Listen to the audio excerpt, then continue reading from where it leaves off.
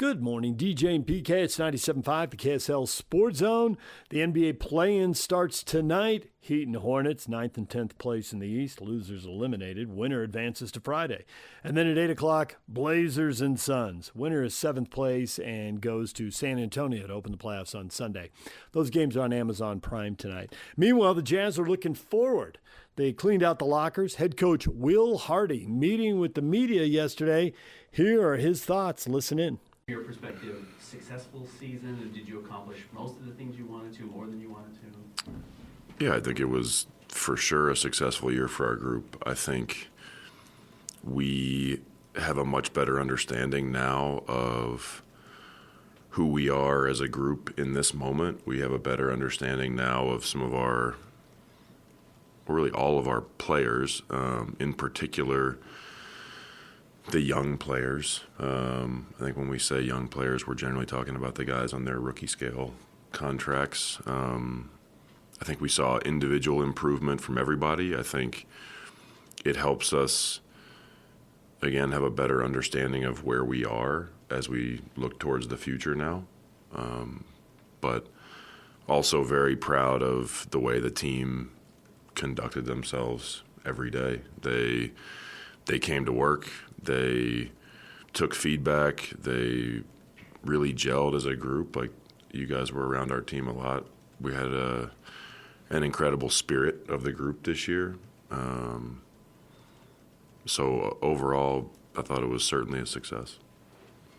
A lot of the guys, when we talk to them, are not secretive about the fact that they're like, yeah, we can make the playoffs next year. Like, that's the goal that they're looking at. I mean, Lauri's chomping at the bit to just get there one time, you know. Right. Do you think that this roster is capable of making it to the postseason in the Western Conference? Well, I mean, we don't know what that roster is going to be opening day next year. If it was as constructed. I don't know. I really don't. We've, Jaron played 2 games with us. We didn't have Walker during that time. There's a lot of circumstances that go into projecting win totals and playoffs or not. I think certainly it'll be great to have expectations. I think it'll be great to be able to put the group out there and see where we stack up. You know, I think we all want to improve. I think we're very capable of improving and taking a step forward. How big that step is, I don't know yet.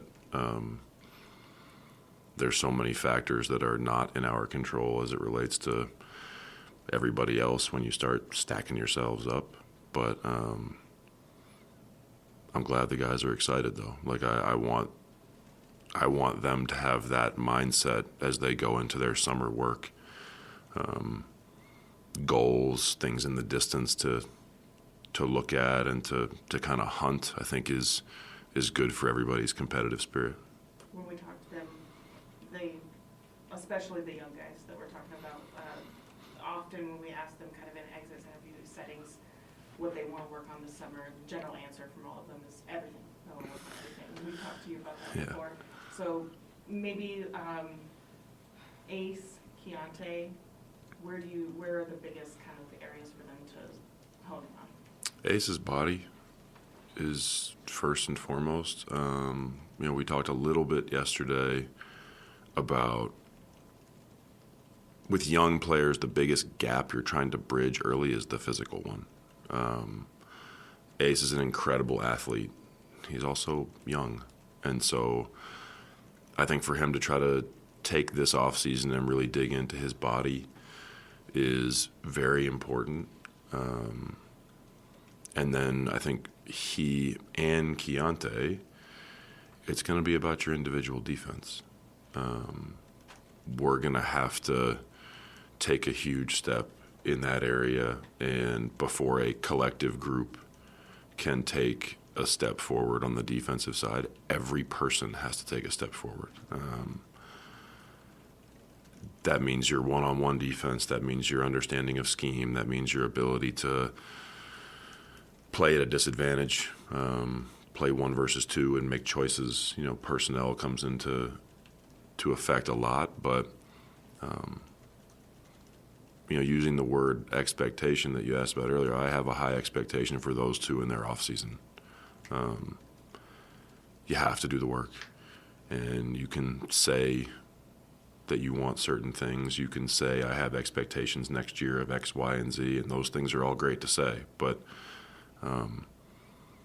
those two, the rest of our locker room, myself, our coaching staff, we all have work to do this summer. And that way when we get back together as a team, it's you get to sort of show off some of the things that you worked on, and it also shows the rest of the group that you're willing to do the things necessary to improve.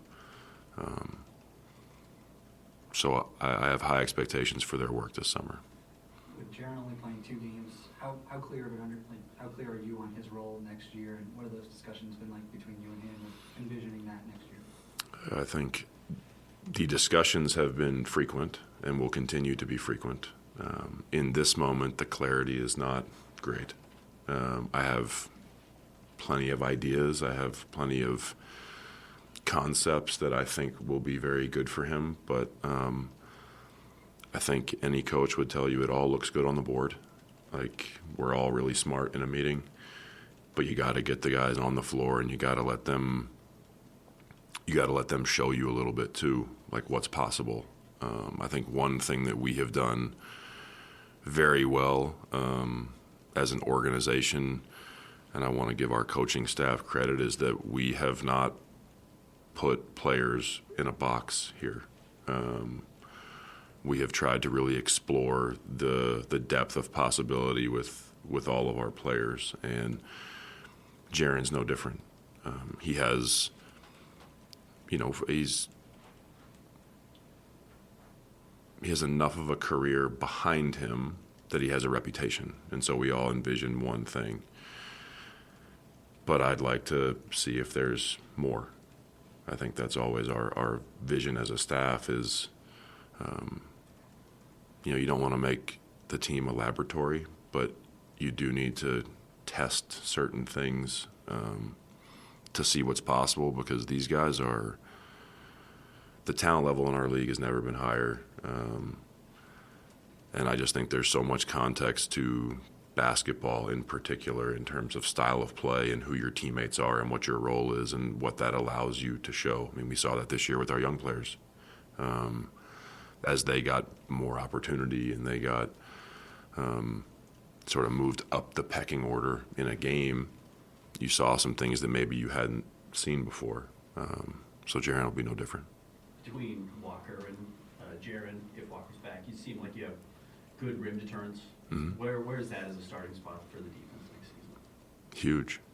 I think protecting the rim and owning the backboard, is a really good place to start. The possession battle in our league is extremely important. You see different ways to attack that. There's forcing turnovers, and then there's the rebounding margin. And I think that if those two guys are together, hopefully we can do a good job of both, but it's not going to just be them. We've seen and learned a lot about it takes an entire team to protect the rim. It takes a collective mindset to protect the rim, and it takes a lot of relentlessness to rebound in our league now. The crashing is going up from your opponents, and with the amount of threes that are shot, the variety of bounce is up. So it's going to take the whole group, but those two would be a good starting point.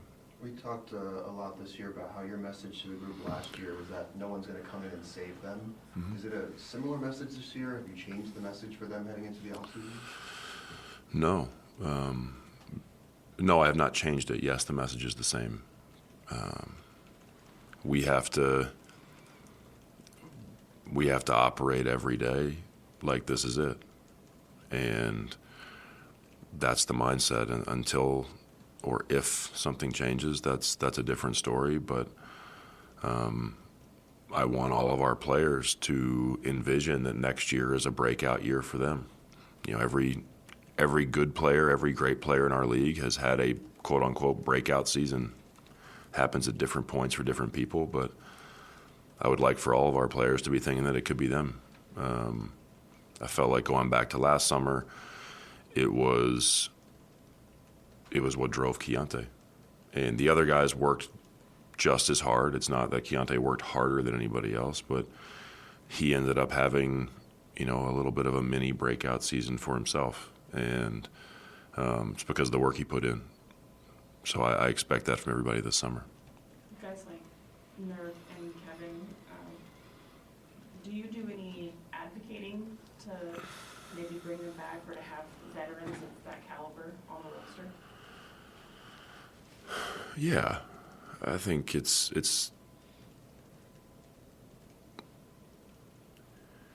more nuanced than just advocating. I think you have to give real, honest perspective on what people bring to the group.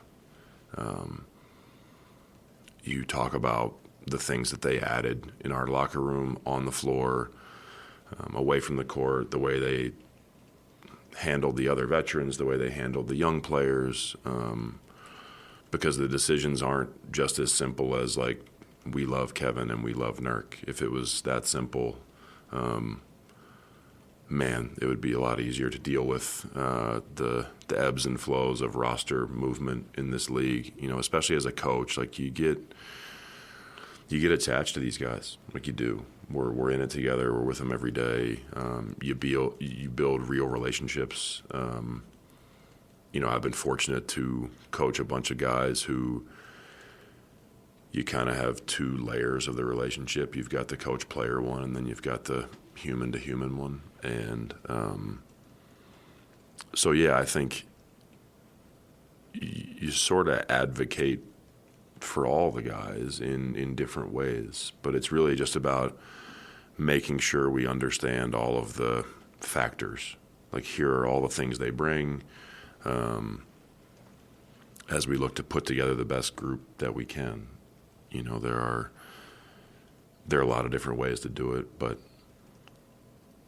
yeah, I'm a big fan of those two guys. I think what they did for our group this year, it can't be measured, but if you've been around our team, you definitely feel it every day.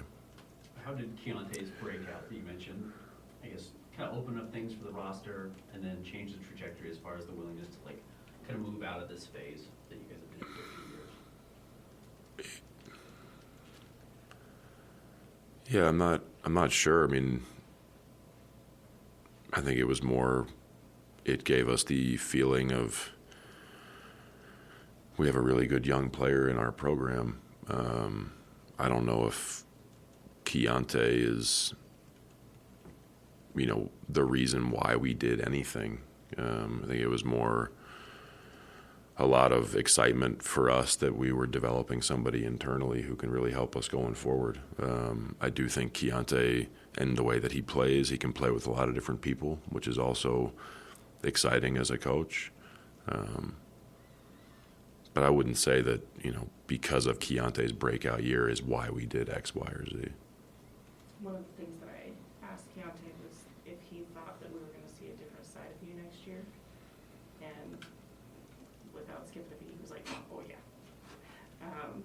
Because I think that, you know, with a healthy roster and with the additions to the roster and what could potentially be possible, I think that he sees it as you wanting to win just as much as everyone else, and that he'll see kind of more of that. Mm-hmm. Do you think that there's truth to that? I mean, I've been here 4 years. Do you guys not think that you've seen all sides of me at this point? I don't. No? No. Well, yeah, I'm not sure if the dosage may be different on certain things, but I feel like I've been pretty open and honest with the team and with you guys throughout my time here. You know, Keontae's probably nervous. But that would be appropriate. Yeah. There's Will Hardy meeting with the media. We will take a break. When we come back, another coach, Steve Cleveland, with PK and I, talking about Will Hardy's comments and where the Jazz need to go from here. That's next, right here on 97.5, the KSL Sports Zone. DJ and PK, it's 97.5, the KSL Sports Zone. We are joined now by Steve Cleveland, former BYU and Fresno State basketball coach. Steve, good morning. Good morning, guys. Steve, the Utah Jazz season is in the books. 4 years of tanking, 22-60. We just heard from Will Hardy, his season-ending comments, and this will shock you not at all. He went in on defending and rebounding as a group. Yes, start with the 2 7-footers and Jaren Jackson and Walker Kessler, assuming Kessler is back, but pointed out 3-point shots, more long, unpredictable rebounds. It's everybody's job. This is coaching 101, am I right? But nonetheless, yes. Absolutely on point. No, he is on point, and they're there every day with it, and they see it. And I mean, it's challenging when you take a look at number one, just the injuries with this group.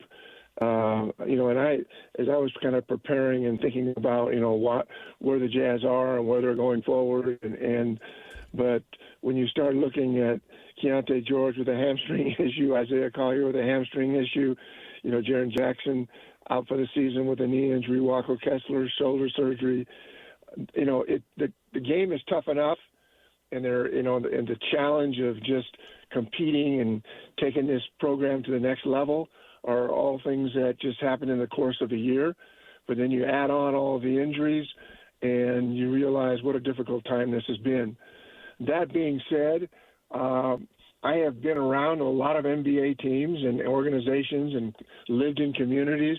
I have never seen a community more supportive of their team, regardless of what the injuries are or the record is or just the overall play of the Jazz.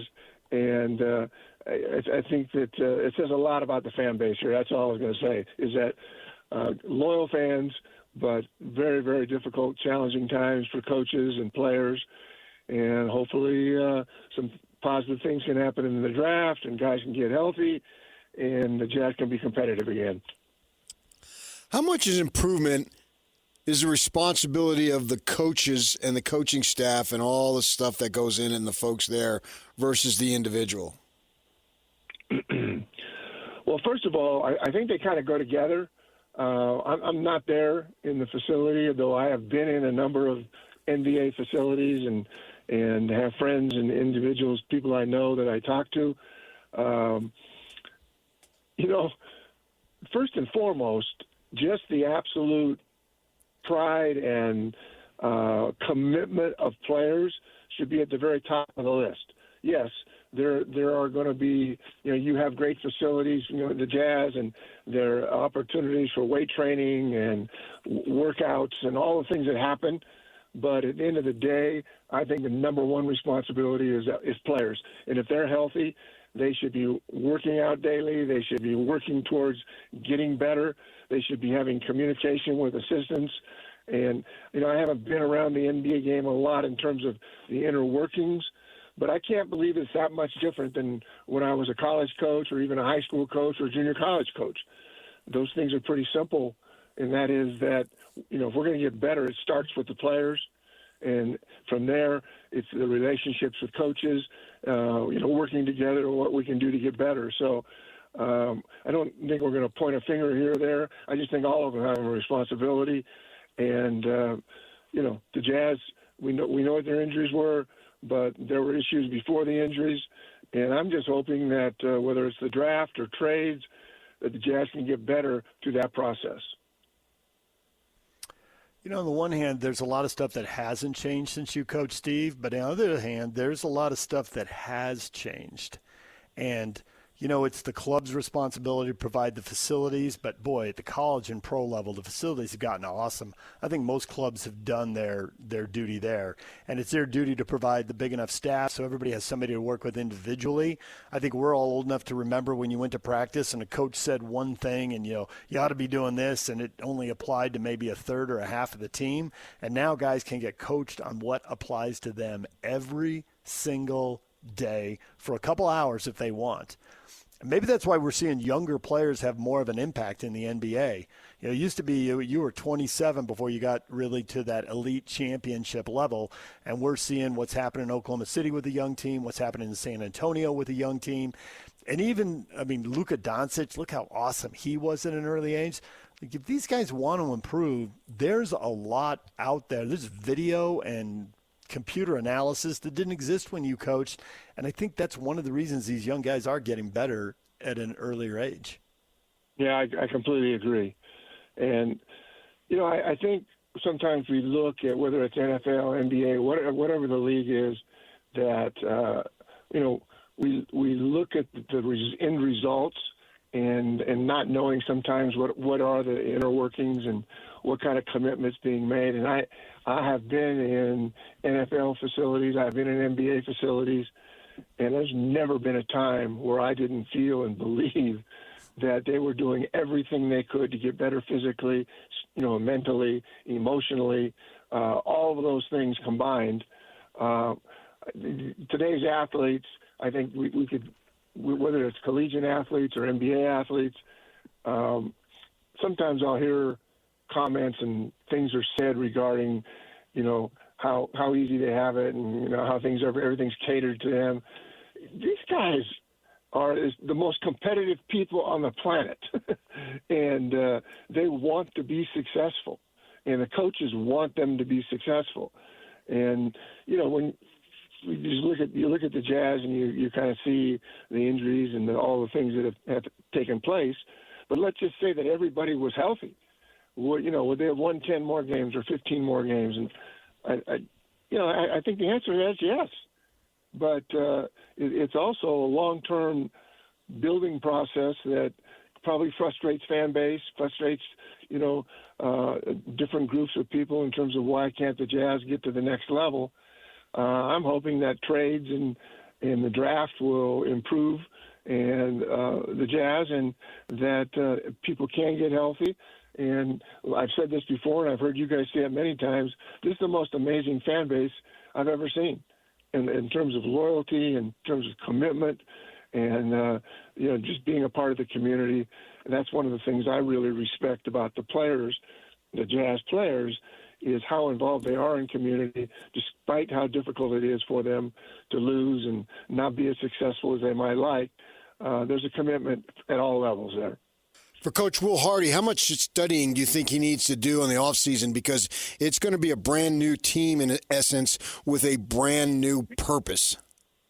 Well, you approach that every season. You approach things like that. You're right. There is going to be a brand new purpose. There is going to be new directions and changes. And I'm not in the Jazz locker room. I'm not privy to those things. I might have an occasional conversation with Austin, or meet some folks on the road, and have a conversation. But so I'm not sure that I have the kind of input that's probably needed to really answer that question.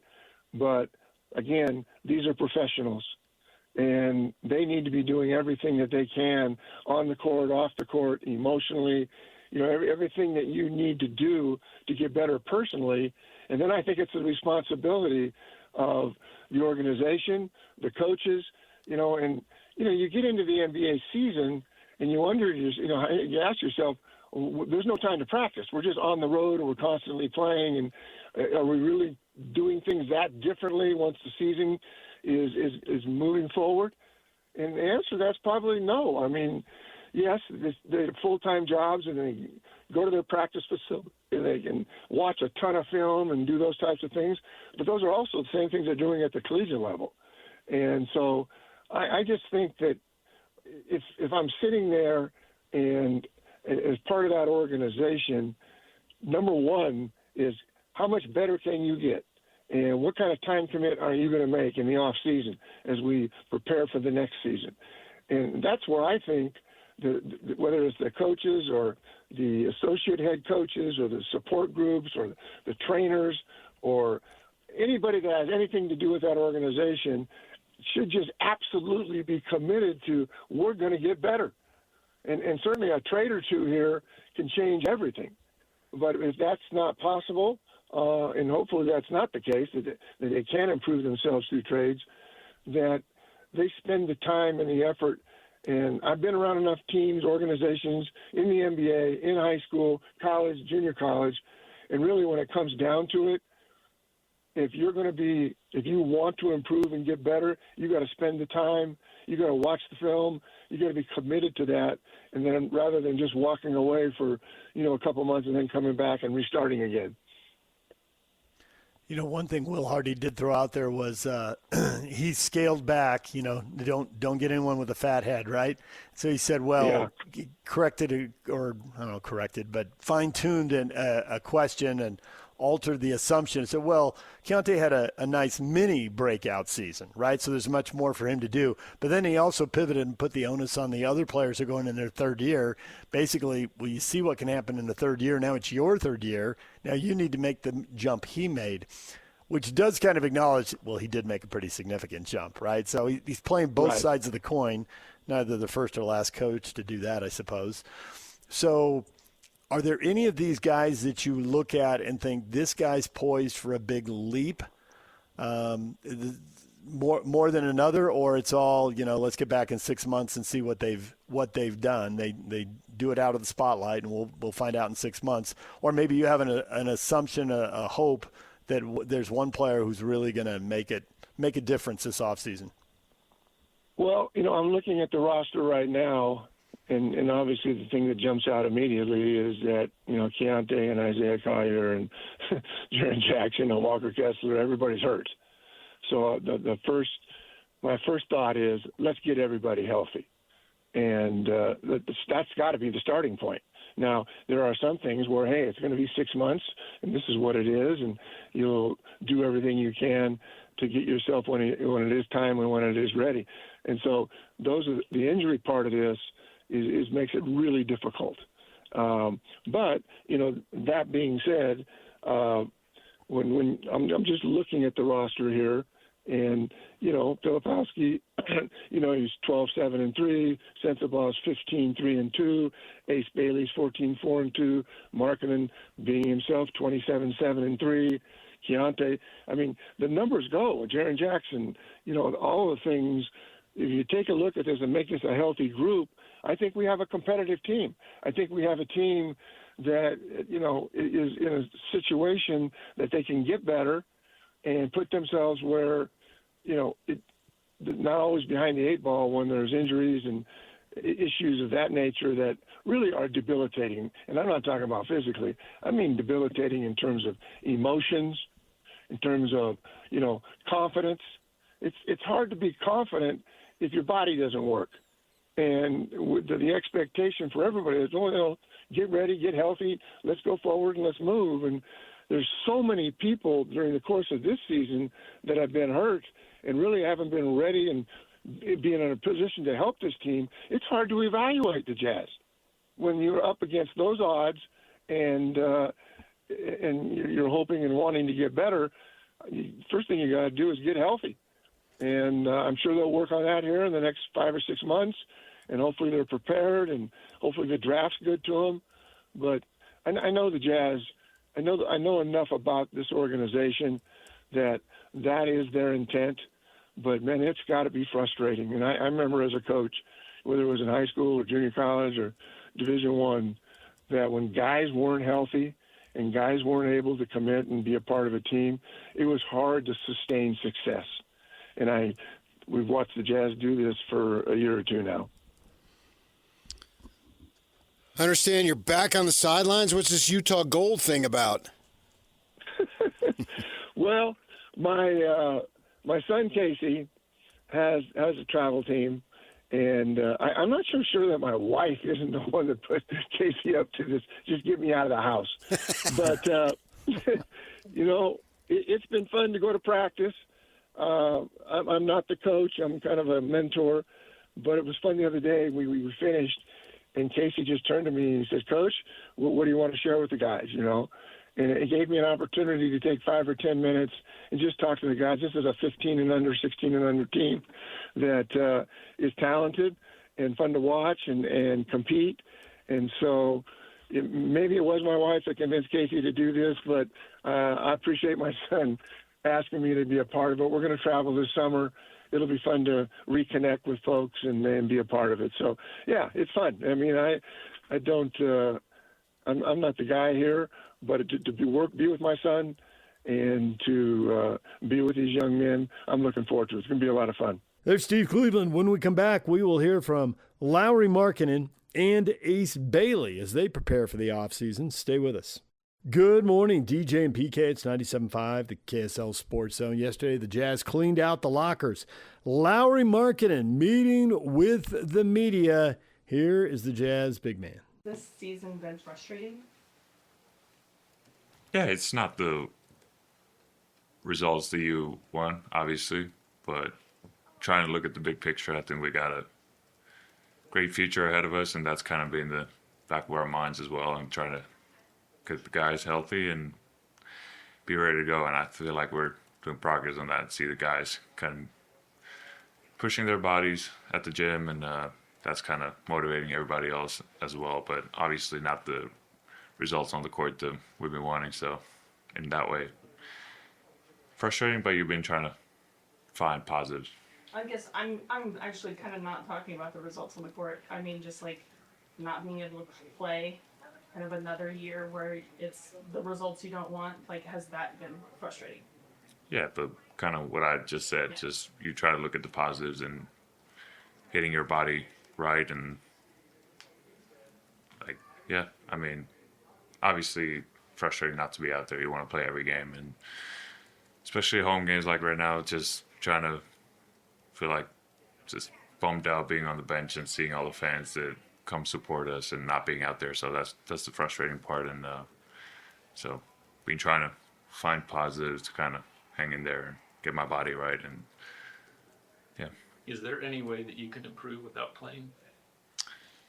Yeah, I think you can see other stuff just watching, and but I think most importantly, you can talk to your teammates more and kind of see their tendencies, what they like to do, and kind of try to build that chemistry. Even though I'm not out there, you can see what the other guys like, and you can talk on the bench and in the locker room, and in that way, those are important moments.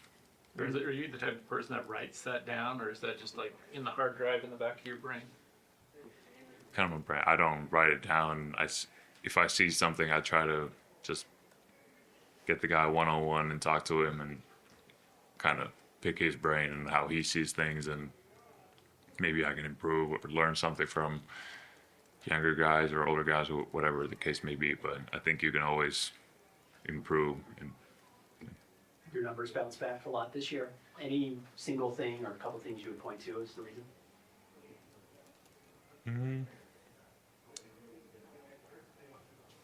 I always give credit to my teammates, right? So I think that made it easier. Keontae made a big jump, and that took some pressure off me as well. And but in general, I think we played within our system better, and that fit me better, moving off the ball. And I think our teammates did a great job of finding me, setting good screens for me, like having Nurk set down screens, and I don't think I've been that open in a while, and so those things matter, obviously. And then I think just did a better job of finishing at the rim and shooting the ball better, so that helps. What type of impact did Jaren have on the locker room after he got here? So what? What type of impact has Jaren had on the locker room, even since he's not been on the floor? Yeah, it's been good. You don't know the player in person before he gets here, right? So he's proven to be a lot more, I don't want to say this wrong, but like he's more into details than I thought, and he's really explaining it to the guys and how he sees the game, and he's a really smart player, and I was a really positive surprise as well. Not saying like I was expecting that, but like how vocal he is and how we talked on the bench right when he got here, like from day one. So he's been really good in that way. And then just the character in the locker room and having positive vibes the whole time. And so it's been a pleasure to have him. Ace has taken a big step over the past couple of months. What's most impressed you about his growth? I mean, you always say game is slowing down, right? But I think for him, he sees just getting those reps coming down, pin downs, or just the way we play in our system. I think it is slowing down from him. He sees the reads better and taking his time. He's pace going to the shot, like he's not rushing. And I think this last couple of months, he's really taken a step of seeing things even clearer on the court, and that helps him obviously score the ball really well, make good passes, and I think he's improved on the defensive end as well. And yeah, the whole year he's been a good offensive rebounder, and I'm glad that he's been kind of showing that even more now. You mentioned Nurk. Him and Kevin are going to have free agent all seasons. They both said that they'd love to be back. First of all, how important for you would it be to have both of those guys back? And in the case of Kevin, how important is it to have a vet in a locker room who has seen every level? I would love to have both of them back. Really good friends with both of them, and I think it would be a big thing for us, just having an older guy, both of them older guys, and who've seen a lot of things. And Kevin's a champion, and you know, like you go into a year, we have high expectations, and it's not like going to be perfect that you win every single game. There's going to be some rough stretches, and I think those things matter and how you handle it in the locker room, and that translates to the court. So I think those veteran guys who've been through it are very important, and so I would love for both of them to be back. And that's the part about the NBA. You never know what's going to happen, and you have really good friends on the team, and sometimes they switch teams, they get traded, they sign somewhere else. So you never know how things going to work out. But I mean, I've enjoyed my year. Both of them kind of reuniting with Kevin from the Cleveland years, and still have the same chemistry. And so. Do you think that this roster, I mean, I know that you don't know what's going to happen this summer, but you're coming back, you're going to have you, Jaren, potentially Walker, Ace, Keontae, like that looks like a nice starting five. Do you think that this roster can make the playoffs? I mean, things have to, obviously, the league is super talented, and I think we got to put it together, but we definitely have a chance. I think, and that's our mindset going into a year, that we will make the playoffs, and that's everybody's goal. I've talked to the guys, and they're ready to go into off season and work out and get better in every way possible, and kind of be ready to go in October. But just, yeah, hopefully we can get great summer and add a couple pieces here, and I think it will be ready to go.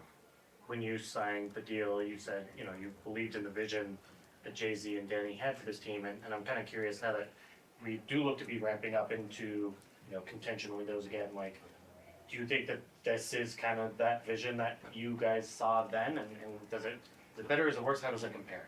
Yeah, we never really talked about certain players specifically, but it's more so what we want and what we want to have in the locker room, and that, like, again, it translates to the court. And kind of we've always had a good relationship with front office guys. We've been open about things, and I think kind of it's great to see this kind of come to life, what they've been talking to us about, and so I'm really excited. But yeah, I wouldn't say this was exactly what we talked about, because we didn't talk in specifically, but like, we always stay in touch, and you see that's the best part about this ownership and front office, and like, they're around all the time. You're working out there in the gym, and it's not like official talk with like a meeting or anything, but it's just building the relationship and having the trust and kind of enjoying being around each other. So I know the playoff drought for you, but like, what would making the playoffs mean for you? that's what you play for, right? So that would mean a lot. How has Austin been? He's been good. Obviously, don't know him as long of a time as the other guys, but again, same thing. Just he's at the gym all the time, and we see each other, and have these little talks about life or basketball, and so he's been really good. What are your summer plans? Stay here for a little bit, and then go to Finland, and we have a couple of national team games, and I'm excited to have that as my ramp up again going to the NBA season. So a little bit of a family friends time, but then a lot of basketball again. So If you have to play more 3 next year, what do you have to do this summer?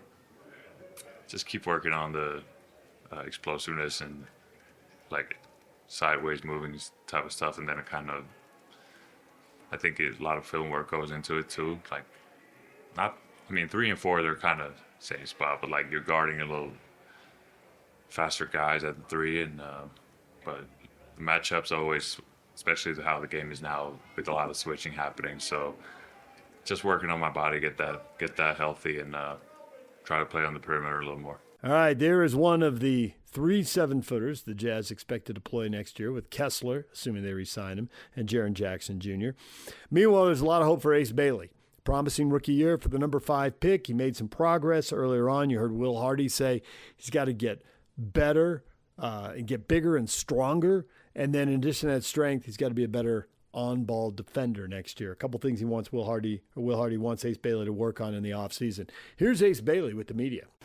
Ace, if you had to put your rookie season in, let's say 5 words, what would you describe it as? I had to pick 5 words? Yeah. Learning. Good, great, awesome, fantastic. It's good. How do you think, where do you think the biggest area is that you've grown in the last few months? Just IQ-wise, I feel like once more games I play, I feel like the game starts to slow down to where it opens up the reads, the shots, the passes, and the playmaking. How has the season gone compared to maybe what you expected? It went good. It went good. Can't hold a lot on your head. It's your first year. It's a lot of learning, so I feel like I did good. How important has Kevin been to you this year? Very important. I talked to Kevin. I ask Kevin questions almost every other day about life in general. Whether it's small stuff or big stuff. So that's great to have that person in your life. Do you think that it's important to have guys like that have seen kind of every level of the NBA? It's important to have them in the locker room? It's very important because, they've been through the good and the bad. So it's like whatever a rookie go through or the younger guys go through, he's been through it to talk to you like me. Just talk to it. You good, man. It's rookie year. Just you learning a lot. So it's just always good to have that person around. What are your off-season plans? Work. I want to come back a different person than my rookie year. So just head down. When you say that, what kind of different person do you want to be? Stronger, faster. All around. Fix all of it. Are you planning on being in Utah for a while this summer? Mm-hmm. Is there a game in particular where you feel like you took the biggest jump in your journey? I played 2. That's a lot. I can't even think of all the games. I can't. Okay. Now after having the fan appreciation night with the fans and experiencing Utah fans, what did their support mean to you? A lot. That's the energy. They feed us energy. We feed off their energy. Once they get loud, we start making shots. The rhythm, the defense is just there. So it's a big part. Were there any players that the coaching staff had you watch during this year just to look at development? For sure. One time Chad just had me sit down the whole shoot around in Houston just to watch KD. And I didn't mind. Because that's where I want to be. If not better or higher. So me just taking the time and just still learning, watching his footwork on how he paces himself in a workout, his imagination, all of it. How has Chad pushed you? Very hard. We just go at it every day. We talk to each other. Ace, this is my plan. As long as we talk every day. What ways has your relationship with Will also developed over this 82? A lot. I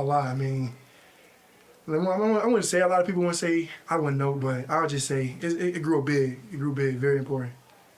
Do you have one specific skill you're trying to work on the most this offseason? All of them. Rebounding, defense, shooting, dribbling, playmaking, all of it. Was there a skill you felt like really developed the most in season for you this year? I can say my shot got better towards the end of the season. Just feeling more confident, making those reads. Like I said, the game slowed down a little bit for me. This roster coming back healthy next season, you think it's a playoff team? Yeah, we could be, for sure. what are the kind of the steps that you guys have to work on together as a group to be a playoff team? I mean, just have that trust in each other. I mean, we already got it now. I mean, as you can tell, we all love each other. We all love being around each other. So, I mean, we just stay like that, we can go far. How confident did you become in your defense? 'Cause that's something the coaches just Very got. confident. Yeah. Very confident. What came easier to you in that world? Because that's a big transition. Stop fouling. I can say in the beginning it was a lot of hand reaches and a lot of hand checks, which slowed down towards the end. Was that through film work or was that just reps? Film works and just talking to K-Love and Chad about, look, this is a vibe, man. Yeah. And you use your athleticism. So You kind of look at the standings, and the Jazz are kind of in that same 5th pick range where, you know, they drafted you. And wondering what kind of advice you might give the next rookie coming in about what it takes to be a successful Jazz player. put your head down and work. I mean, just always gonna come, just work. You had the reputation as a big scorer coming out of Rutgers, and you kind of showed a lot of other parts of your game. Was that something you wanted to focus on, or do you think that's always who you were? I mean, I feel like that's somebody who always was a playmaker, scorer. I mean, just someone that plays winning basketball. All right, there is Ace Bailey. When we come back, what is trending? The headlines are next. You're listening to this podcast, so I know you've got a curious mind. Here's a helpful fact you may not know yet. Drivers who switch and save with Progressive save over $900 on average. Pop over to Progressive.com, answer some questions, and you'll get a quick quote with discounts that are easy to come by. In fact, 99% of their auto customers earn at least one discount. Visit Progressive.com and see if you can enjoy a little cash back. Progressive Casualty Insurance Company and Affiliates. National average 12-month savings of $946 by new customers surveyed who saved with Progressive between June 2024 and May 2025. Potential savings will vary. It's time to get your morning started with the news you need to know. News update. News update. This is what's trending with DJ and PK. Hashtag NBA. Yeah, I've lost like part of my eyebrow. My eye is always like swollen from itching it. I have good days and bad days, but for the most part, it's bad days. So it has not been any fun. I'm still honestly dealing with it. I've been taking unbelievable amounts of medication to try to get rid of it. It hasn't worked. It's obviously caused me to like gain weight and look a little bigger. And so that's been a topic of conversation through social media and stuff. But what can you do? But yeah, no, it's not been fun. And hopefully it goes away here pretty soon. You know, just it's hard to really tell, like nerve pain. Like I've been having nerve pain now for 2 months, and in the world of nerve pain for people who've had that before, it's not very long. So I hope it goes away soon, but there's no way to really know.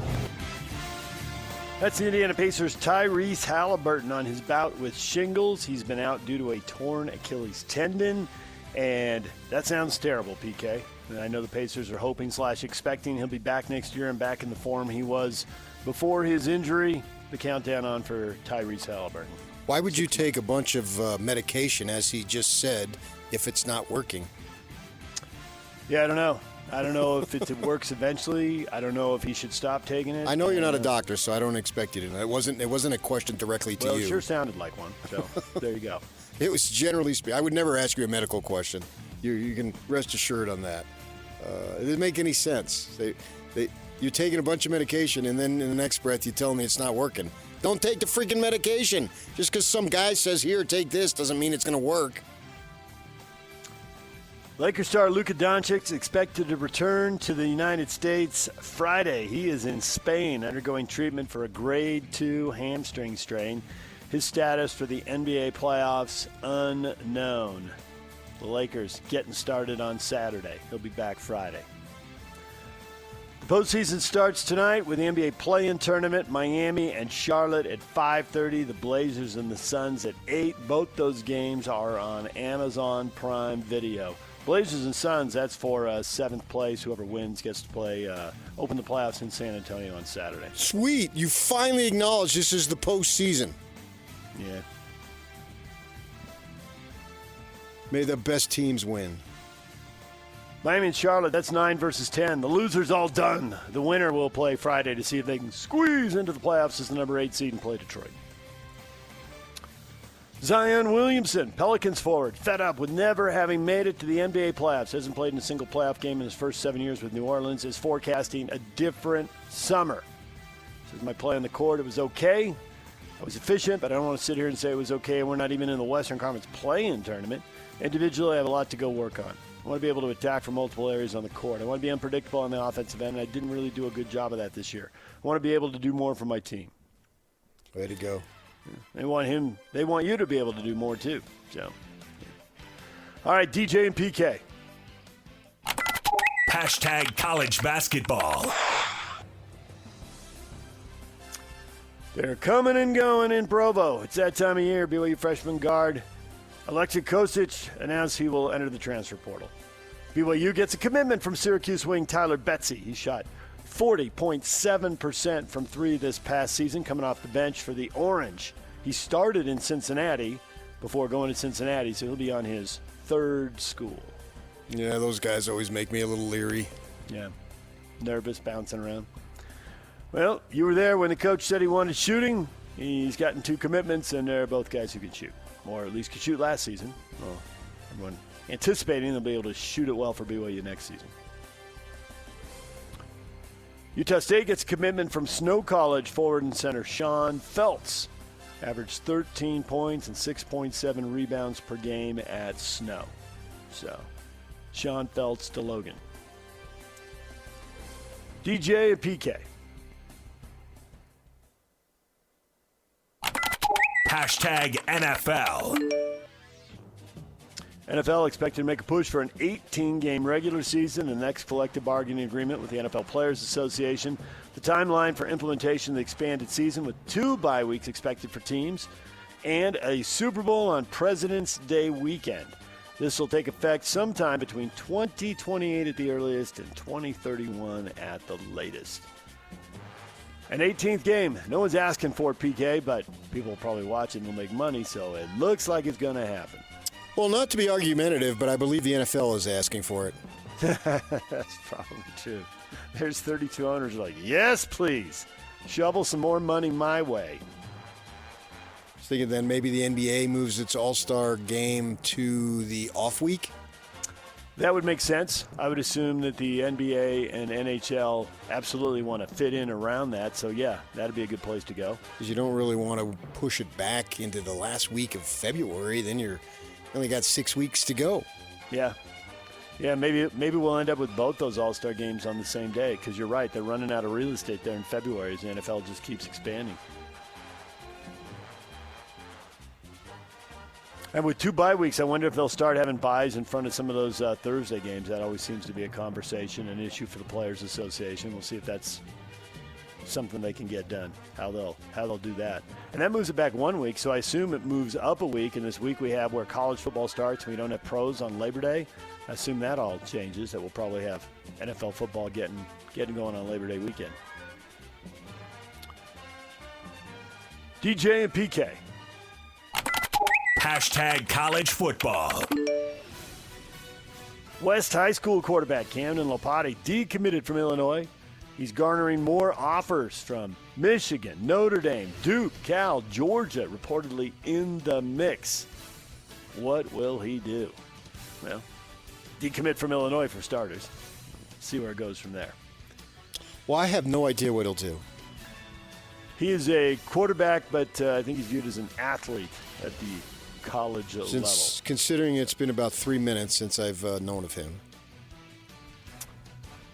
It was pretty exciting. Created a lot of highlights, running around like crazy. I got the 2 really soccer stars and prep stars here on this show. We got you covered. Soccer and preps. Come here in the morning. Stay all day. Texas Tech, the haul continues. 5-star defensive end Anthony Sweeney in the 2027 class. The 6'4", 230-pound pass rusher from Baltimore announced the move yesterday. So, Texas Tech reloading. Who are you going to pick in the title game this year? Ghostbusters. To be determined. Who am I going to pick to play Tech? Yeah. BYU or Utah? Right? Yeah. DJ and PK. Hashtag Major League Baseball. And there goes the ball. Trout sends one deep into the night. He's done it again. Mike Trout with his second home run. An absolute blast. And at long last, the Angels have taken the lead. 10-10 ball game. Pitch from Romano. Taken down low. Gets away from Hoppy. Walking home is Caballero with the winning run. 11-10 final. Yankees win in the 5-game losing streak. Crazy game, Yankees and Angels. Mike Trout goes deep twice. Aaron Judge answers him with 2 home runs. The 3-time MVP squaring off in a slugfest, and the Yankees finally win it. Their 5-game losing streak is over. They win a 1-run game for the first time this year, and they beat the Angels. Star power, hitting home runs, PK. Yeah, there was a lot of runs scored in the game throughout the MLB yesterday, and both guys watching the game had received up and in pitches and then turn around in the very same at bat and hit a home run. And so I don't know if it was guys getting away, the pitch got away, or you threw high and in on Judge, so I'm going to throw high and in on Trout. And then both of them homered. And then Trout, that second one they just announced, it went off the back wall of the bullpen out there in left center. And he's a Jersey guy, so I'm sure he had a bunch of family there to watch him. And he put on a show, but the Angels continue to suck. That they do. Judge postgame was talking about Trout always performs when he comes home, and he does with a 3-run homer in the 6th and a 2-run homer in the 8th, and it's still not enough. Yeah, where he lived in South Jersey, home is like 4 different teams. You got the 2 New York teams. Obviously, you got your Philly. You can go Baltimore and Washington. You can go north. You can go south. You can go a little west. And you've got, 2, 3, 5 teams within a 2 or 3 hour drive of where he grew up. Baseball everywhere. With Philly probably being about a half hour there. Baltimore Orioles manager Craig Albertaz hit in the face by a line drive, but apparently a glancing blow there in the dugout. He returned to the dugout later in the game. The guy who hit him, second baseman Jeremiah Johnson, inning later hits a grand slam, and the Orioles score 8 unanswered and rally from a 7-1 deficit to beat the Diamondbacks 9-7. Yeah, it hit Another him on wild game, back to your point. right side of the face. Yeah. And then he came back because the thing shot and he moved to get away and hit him in the right above the right cheek. Fortunately, it wasn't in the eye, but it was in whatever that bone is. I don't know. Orbital bone. Right next to the eye. I don't know if it's. I don't know. I'm not a doctor. I'm not all things to all people. But it didn't prevent. They went into the clubhouse and then he came back and you could see the big scar. And Lovello takes out a pitcher who's just cruising 7-1. It's in the 6th inning, man. You can't even throw a Little League complete game these days. 1 out in the 6th inning with 1 guy on, and you got to take him out. And then the next guy proceeds to get nobody out, and it's 7-6. And then Alonso hit a 2-run homer, and that game is over. And then Johnson hit another one there in the 9th. I think it was just a solo. Tons of runs. How about the Pirates? 10 runs in the 6th, batting around. Big inning. They beat Washington 16-5. Man, people stuck with the Wizards and the Nationals. It's rough. Well, at least there's Georgetown basketball. Yeah. The A's winning streak is over. The Athletics lose to the Rangers 8-1. But the Mets losing streak continues. The Dodgers shut them out 4-0. So Mets have lost 6 in a row. DJ and PK, the Bees open a series there at the ballpark tonight. America First Square, Sugarland Space Cowboys, first pitch 6:35. Tony Park's on the call beginning at 6:20 on 1280 The Zone. We'll have the hockey on 97.5 The Zone. DJ and PK. Hashtag NHL. Utah Mammoth, the penultimate regular season game tonight against the Winnipeg Jets, game 81. The Mammoth 1 point in front of the Kings in the battle for that first wild card. The Kings won. Got a 3-zip lead over Seattle going to the 3rd. Most of it slipped away, but they got an empty netter in the final seconds, and they beat Seattle 5-3. So they're 1 point back, and both teams have 2 games to go. Kings will be playing in Vancouver tonight while the Mammoth hosts the Winnipeg Jets. And we will talk about the race and a rough weekend for the Mammoth with Mike Folta, radio voice of the Utah Hockey Club. He's going to join us at 8 o'clock. Tim LaComb Jazz analyst for SEG Media, will join us at 8:30. That's all coming up. The question of the day is next. Stay with us, DJ and PK. What is trending is brought to you by Shamrock Plumbing. There's no job too big or too small. Get the personal touch with Shamrock Plumbing.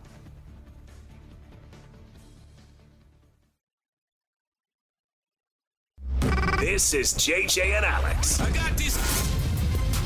Travis Yost, our guest. He covers the NHL for TSN. For the Mammoth, I think they're the fourth best team in the West. I think that they would be a likely favorite against Anaheim. They could be or should be a favorite in a series against Vegas. If the Mammoth close the season as we expect, by goal differential, this is the best team that has ever been on the ice for either the Utah or Phoenix, Arizona Coyotes franchise by goal differential this season right here, right now. This team absolutely should not be thinking we made it to the playoffs. What an accomplishment. At this point, considering how good the Mammoth have been, and I mean that, they really should be thinking, how do we go in and win a round in the playoffs? And I think if you've got Anaheim on the ice, even if you're the road team in that series, that's a matchup the Mammoth should want, and it's one they should win. Catch JJ and Alex afternoons from 3 to 7 on 97.5, the KSL Sports Zone.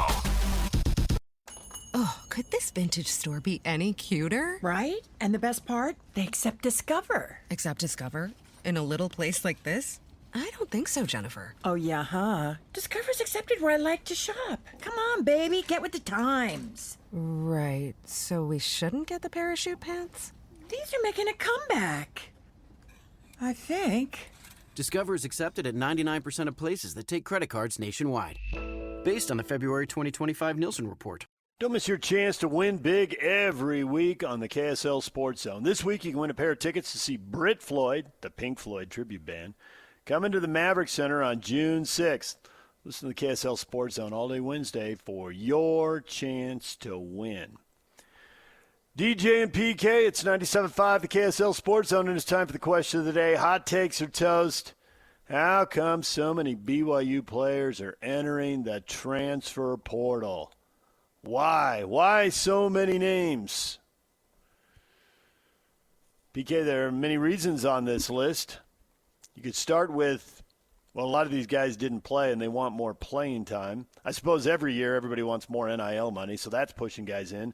But a lot of these guys were buried on the bench. The coaches didn't want to play them. Kevin Young, I guess, overestimated how good they were or how good they could be. He's trying to upgrade his roster. So I assume there's a combination of guys who think they're better and, hey, I can go play somewhere else. This coach doesn't like me, but I'm going to play somewhere else. And Kevin wants better players because he wants to make NCAA tournament runs, and he clearly didn't want to play some of these guys. Well, yeah, they're freshmen, and he thought they were going to be better, and they thought they were going to get more playing time? Everybody's impatient. That's not – I don't think that's it. Really? You're a freshman.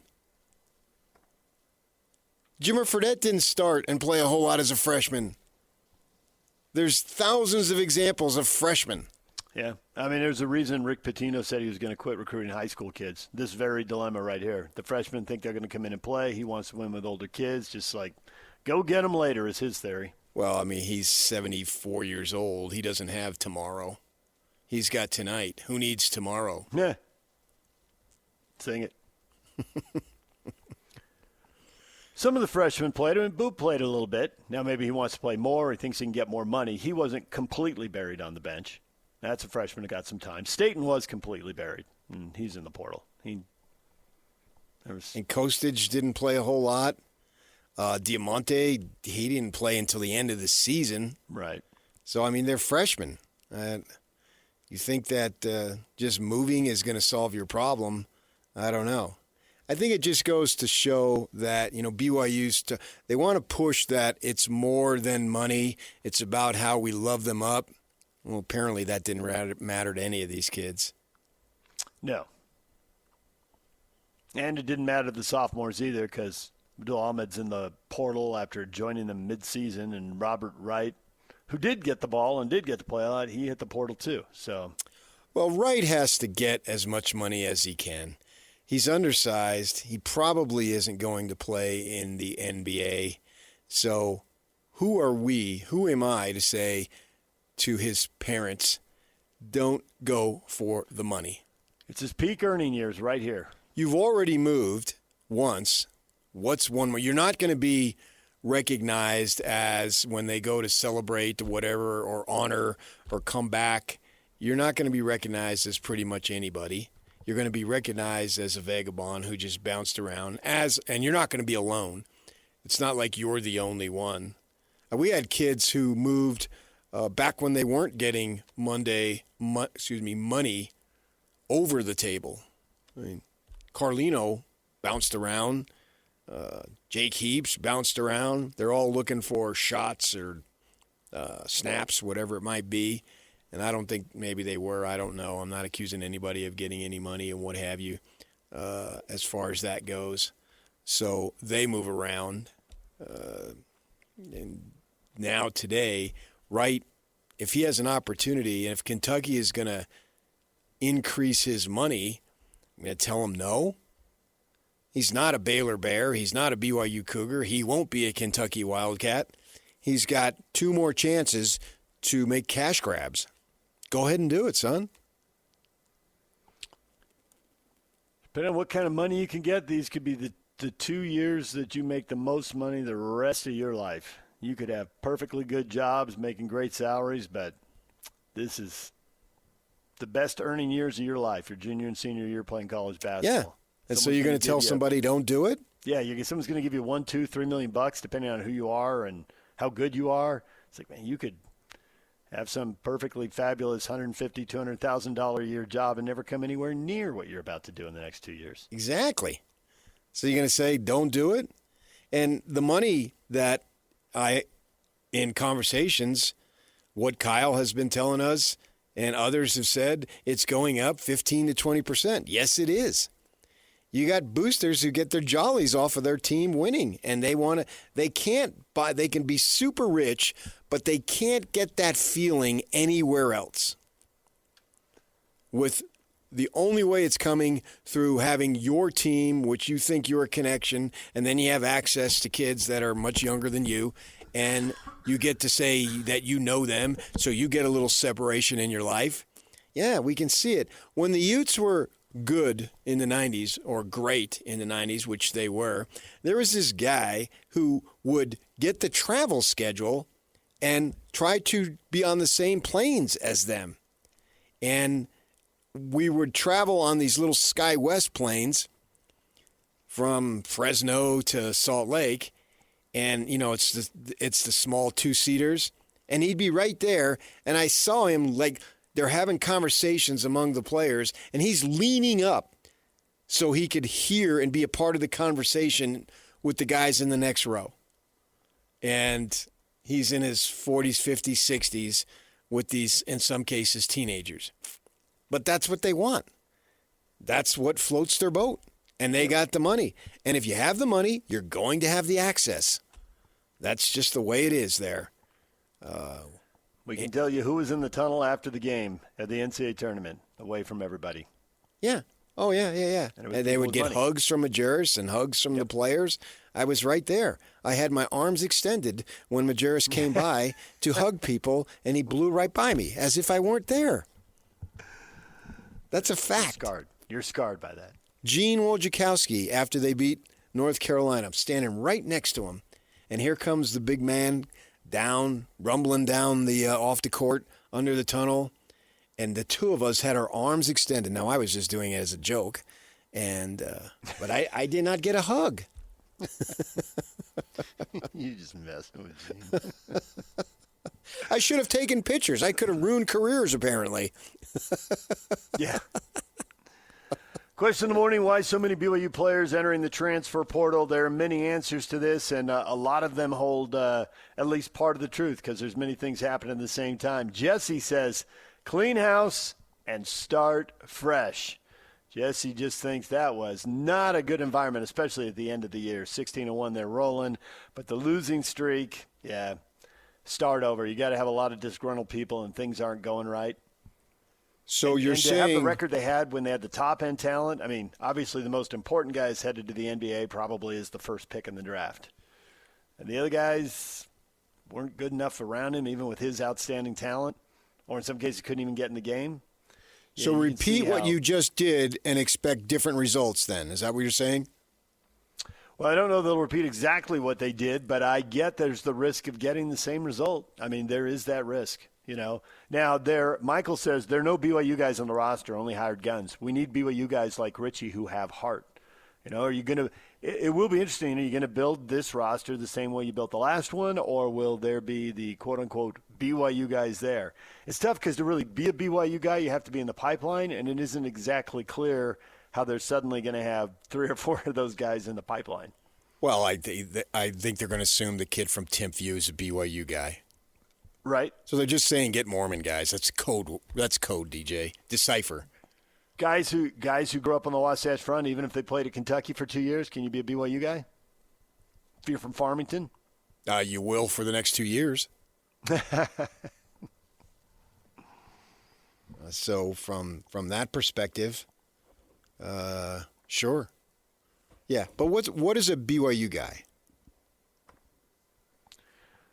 A guy who's in the program, the guy you were referencing earlier, of which there just aren't that many because there's a couple thousand. I don't know what the number is now. It changes every day. Yak, do you know what the number is? We're north of 2,000 last I saw. Yeah. 2,000 what? Portal entrance. Oh, okay. Was Steve Cleveland a BYU guy? Is Kevin Young a BYU guy? Steve Cleveland became a BYU guy. No, he didn't. No, he was employed while he's been employed. They're talking about that's why you're going to stay because you're a BYU guy. Steve Cleveland got a better offer, and what did he do? He left. Hello, Fresno. And you think Kevin Young, if he got a better offer, he would stay? Why? If you thought you had a better situation, why would you stay? These guys aren't BYU guys. They're just hired to coach at BYU. You want to go Kalani as a BYU guy? Okay, you got me. Do you think Kyle Whittingham became a Utah guy over the course of his 30 years? He was a BYU guy as a because player. he turned down multiple opportunities to leave. It wasn't so much that he was a Utah guy, is that he was a Whittingham guy. And I've told you 100 times over, he's told me one of his proudest accomplishments is all 4 kids went to the same grade school, went to the same junior high, went to the same high school. He moved once, and it was up the street. I know exactly where he was, and I know exactly where he moved to. And it couldn't have been, it was less than a mile away. It was just a bigger home when he got more money, because I think Mama wanted a bigger home. I've been there, right? And then, after the kids are all gone, he moved again to be closer to the U.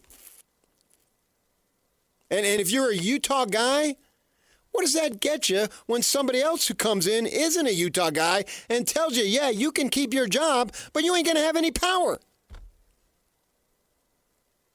Time to go.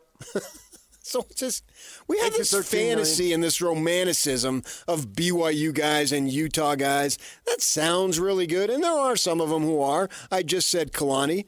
He's turned down. He turned down Penn State once BYU upped the money. Now, that's not to say he wouldn't have turned them down if they didn't up the money, but he did. Once they upped the money, he turned them down. And he said, I'm a competitive guy. We were sitting right there. We were 5 feet away from him, all 3 of us. And what he was saying is, they ponied up, and it met what I was looking for, so I stayed. I have no idea if they hadn't ponied up, maybe he still would have stayed. Or maybe he would have gone. I don't know. Poker game, and he's not showing his cards. Yeah. So Chris says it isn't just BYU. Over half of all the players this offseason were in the portal at some point. Sure, but BYU has gone to great lengths to tell you that it's not about the money and that we love them up. We're different. If they're winning. Have the other, well, if you're playing, I mean, if you're winning and sitting on the bench. If you're winning, right? I mean, they were undercut by injuries. Who knows if I have no problem saying that they could have gone out of the first round and they wouldn't have been in 9th or 10th place. I've got no problem on that. But their goals were Final Four. I don't know if they would have gone Final Four. So they probably would have failed their goal either way. But certainly the injuries limit them from achieving more. I've got no problems on that. So they did, under the circumstances, I mean, Kevin Young can only do so much. here when he was losing a bunch of guys. Now, he did claim a couple of guys who we have no idea if they would have played or not, but that was making his case, so have sympathy for me. I was in a difficult situation, as most coaches would do. He's no different there. When it comes down to the sport, there's really not a whole lot of difference between BYU and everybody else. All the other stuff, sure. I mean, you're not going to get Kevin Young F-bombing like Hurley does constantly. We understand that. That's not going to fly. So it is different. Yes. And some things are different. There's no doubt about it. So is he going to go down a different road to your earlier point about don't repeat it? If you bring in more freshmen who aren't quite ready, the coaches get frustrated because they're not good enough to win. The kids are frustrated because they're losing. And in some cases, maybe they're not playing enough.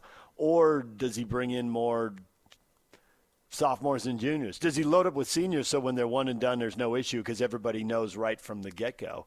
Or you bring in someone like Keita who's got 2 years to go, which is what they're doing with Chandler. So I think you bring in the best players for the price. I think it's clear that going top heavy and then have a bunch of freshmen or isn't the way to do it.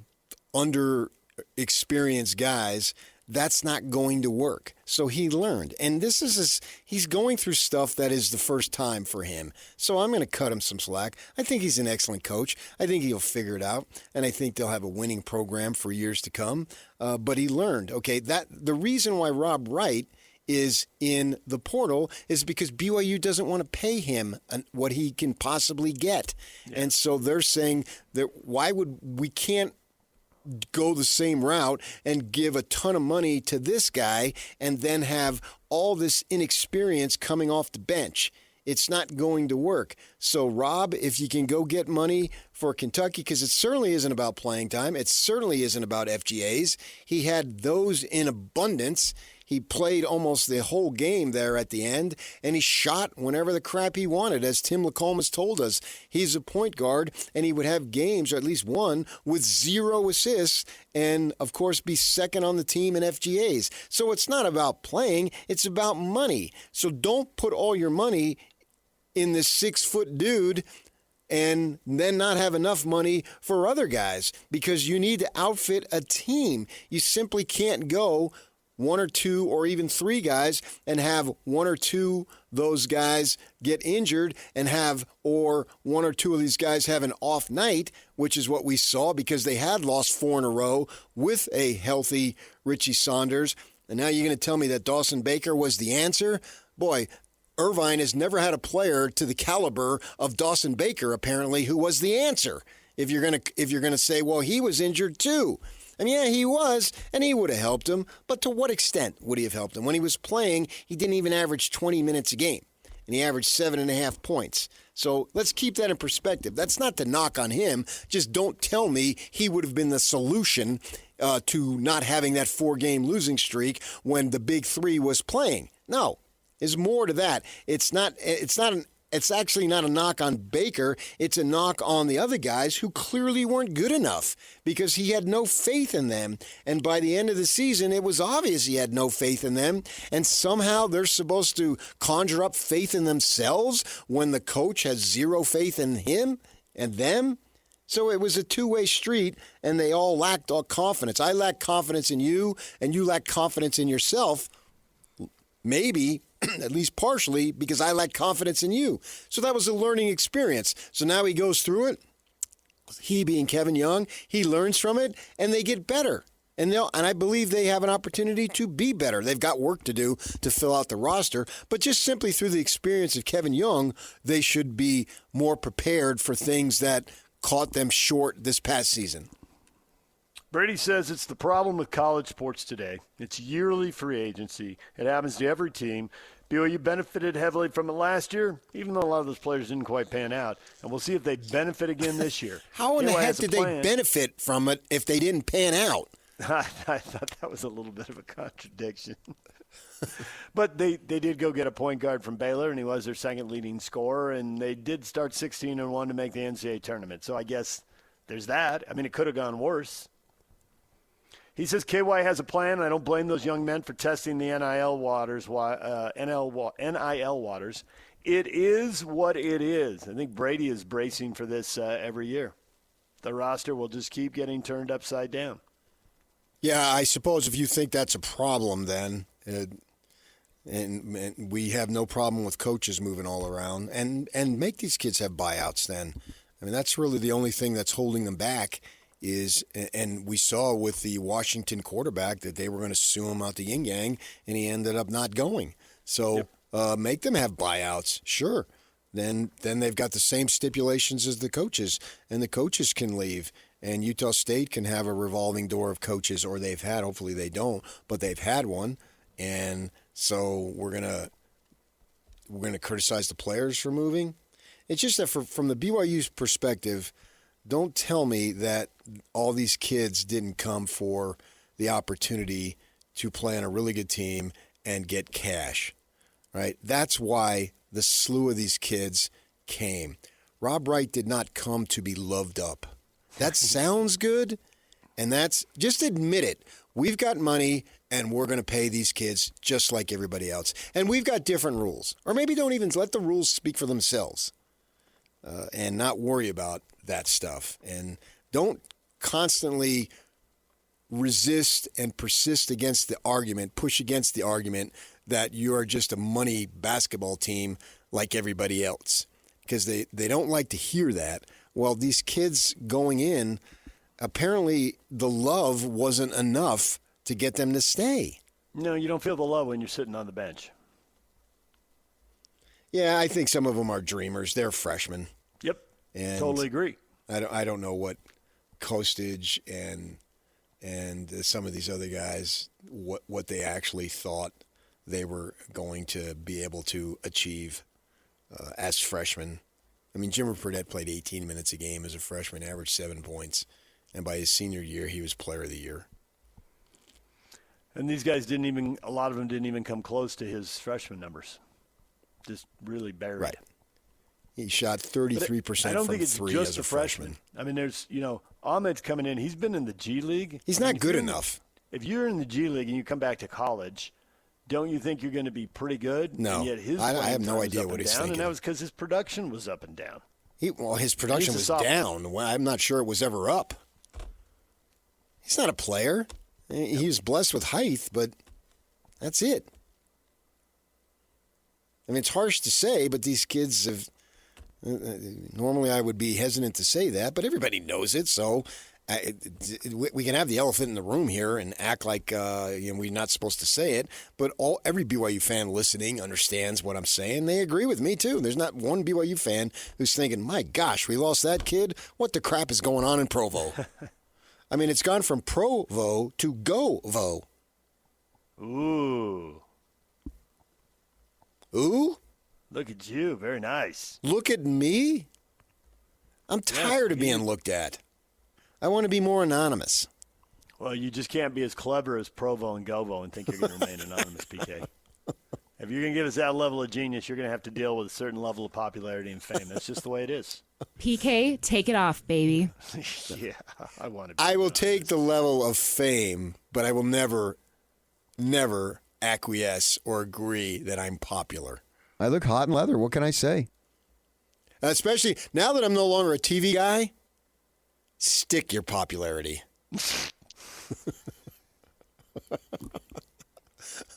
Hey, the rivalry in all things. All this talk about the BYU and kids transferring James. How about the Utes? About the same number, isn't it? Question mark. Yeah, you can go through a lot of teams. That's why there's over 2,000 kids in the portal. So that makes you feel better? I got in a car wreck and you got in a car wreck too? That's right. Hey, look, my fender's dragging on the road. Yeah, so's theirs. Ha! I'll read this text. I don't think it's personal to mind this. Quote, this was sent to me literally 5 minutes ago. Will there be a segment breaking down why so many Utah Utes players are entering the portal? What about all the big-time studs who have now signed with Utah, ? Nope. I don't think teams want to break down the last-place team in the league. I just don't think people expect the last-place team to have a lot of roster turnover. They weren't good enough. Well, when will be the next time Utah has, forget a lottery pick, but a draft pick? That is a very good question. I mean, obviously they're not good enough. So we don't come to or much is given, much is expected. Much wasn't given, so much isn't expected. Those are your own scriptures there, BYU fans. So get off my back. DJ and PK, it's 97.5, the KSL Sports Zone. Roster decisions for these college teams, roster decisions for the pro teams. What should the Jazz do with their big guys, free agents? Kevin Love, Jusuf, Nurkic. We'll get to that next. Stay with us. DJ and PK, it's 97.5, the KSL Sports Zone.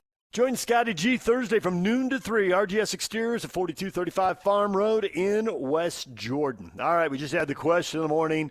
Why so many guys on the move at BYU? It is that time in the world of basketball. What about Jazz guys on the move? What should the Jazz do with the free agents Kevin Love and Jusuf Nurkic? Eric says, keep Nurk on a reasonable contract and make Love an assistant coach. Joshua says, Nurkic, if it's less than $8 million a year, Love at less than $5 million. If not, let him walk. Yeah, I don't think they can spend $13 million on those two guys. Or 12 if you want to bring them in at a slightly lower number. Neil, keep Nurkic, retire Love. Vinny, we need Nurkic. He'd be awesome to lead a second set of players. 3 triple-doubles in 3 games. He scores, rebounds, and plays defense. Keep him, all caps, exclamation marks. I assume they're both gone. Am I up in the night, PK? You'd love to tell me I'm up in the night. No, I think you're up in the morning. It's only 7:52. There it is. Well, I think that under the circumstances that them being free agents, and Nurkic had a good season. I don't think you can deny that. The nose got in the way, but they had to come up with a reason, and the nose provided it. The nose knows. And with that in mind, I would think that there would be some teams that would be after him. You know, he's only 31 years old. Doesn't it seem like he's been around for 15 years in the NBA? He has been. It does seem like he's been around for 15. Right, but he is. I looked it up yesterday, just to, because that was a topic of discussion, obviously, and the players were talking about it. 31 years old. It's not that old. So what is going to be the value for him on the free agent market? That's what they need to see. You know, a lot of the players, and I appreciate this, they talked about how much they liked those two guys as the older guys on the team. Love being substantially older. He's 37 years old. I don't know how much he's going to be able to contribute at 38. You look at Joe Ingles, who I think is 38, and he was on the team for Minnesota, but he rarely played. But, you know, he's still got NBA money, and maybe Love can contribute. There's a lot of ways to contribute to winning. It isn't necessarily what shows up in the box score, obviously. But I don't want them to bring them back because they were nice people. That's great that they're nice people, and ultimately that's the most important thing in life. We all should take that as examples and try to be nicer, better. Me at the top of the list, no doubt about it. I want them to bring them back if it's cost effective and they think they can help them win. If it's cost effective and they think they can help them win, then yes. If they believe that they can have money better spent elsewhere, well, they're going to be good guys and they're going to survive either way. These guys have moved around now a number of times, and the thing about it is they completely understand the situation. They know that this is a business. They've been through it multiple times. Literally had to move all over the country, and in the case of Nurkic, all over the world, obviously, because he's not American, and he's just fine wherever he goes. So they wouldn't be offended by it, but if it's cost-effective and management believes they can help the team, or one of the guys can help the team, whatever it might be, yeah, bring them back. To your point, Nurkic has played for 5 NBA teams now. It hasn't always gone well, and I do wonder if he'd stay somewhere for a little less money. So what is the market going to be like? Possibly. How much money is out there? But if he can get veteran exception money somewhere and big guys, I mean, he can score it. He can rebound and pass. So I expect he's going to get a better offer, and he's going to take it. And that very well could be. Better, because the Jazz are starting to get painted into a little bit of corner here, and we'll see what number Walker Kessler gets. And then they'll have to pay Keontae a year later, and the league needs to do away with that stuff. We're going to prevent you from being as competitive as you want. Oh, but my gosh, you're tanking over here, so we're not going to allow you to be as good as you want to be. Mm-hmm. And then when you're not as good as we want you to be, we're going to fine you. Right. If you're too good, it's a problem. If you're too bad, it's a problem. What we need is a lot of parity and mediocrity. That makes a hell of a sense, as what my friend once said to me. Okay, just acknowledge that was your problem, though. You did that. You were winding him up. You knew you were winding him up. And then you burst out laughing when you got the results of you winding him up. It was about you, PK. I do not plead anything but. And all these years, I remember it later and still laugh about it. That makes a hell of a sense. He got all fired up, and he got his tongue in the way instead of a hell of a lot of sense. That makes a hell of a sense. And me and the other guy who was with me, both guys I played high school ball with, we laughed hysterically, which was the point. That was three high school baseball players sitting in the dugout looking for a laugh. In this case, in a car looking for a laugh, but same thing. Right, yeah. It's just an extension of the dugout. My sister, who's many years older than me, had lent me, I had to watch her dogs, and in exchange, she let me use her Barracuda for the week. I think they went on a California vacation. So, we were driving around, and so I had the cool. That was like the 1 week in my whole high school career that I had the cool car. I think the thing with Nurkic, 11 points, 10 boards, 5 assists, those are pretty good numbers. He can play. He can play for backup money. He can get good money doing that. So I think he's probably gone. But you and I were having a conversation. It's funny you bring up Joe Ingles, because when you and I had a conversation about Joe talking about playing one more year last time we had him on, we had both looked at his numbers and how he's getting used, and it's like it doesn't really seem like it. Clearly he brings something to the mix of personalities, and we've seen those personalities clash on the bench. And clearly Joe brings something they need. And it isn't the three-point shooting and the passing that Jazz fans loved when he was, 30 years old and in his prime. Yeah. But he clearly brings something to the locker room, because the numbers don't suggest. Well, the DMPs, that's all the numbers are. Yeah, right? There's no way he should be. So and he knew. I mean, they clearly had conversations. Yeah, I think I like to play. Oh, you knew, Joe. You're couching it, and we get it, but you knew. So I don't know, maybe Nurkic, because he has been places and he hasn't. Chronically, the Phoenix thing didn't go well for him. He didn't like that. So maybe he's at a point in his career where I will take this role and this money, even though I could get a bigger role and a bigger money somewhere else. The question is always how much of a bigger role and how much more money. So it's hard to evaluate that. I could see where he'd be back, and I can see where it'd be a good idea to be back. But it just looks like, having watched him play this year, he's got too much in the tank, and somebody's going to give him more.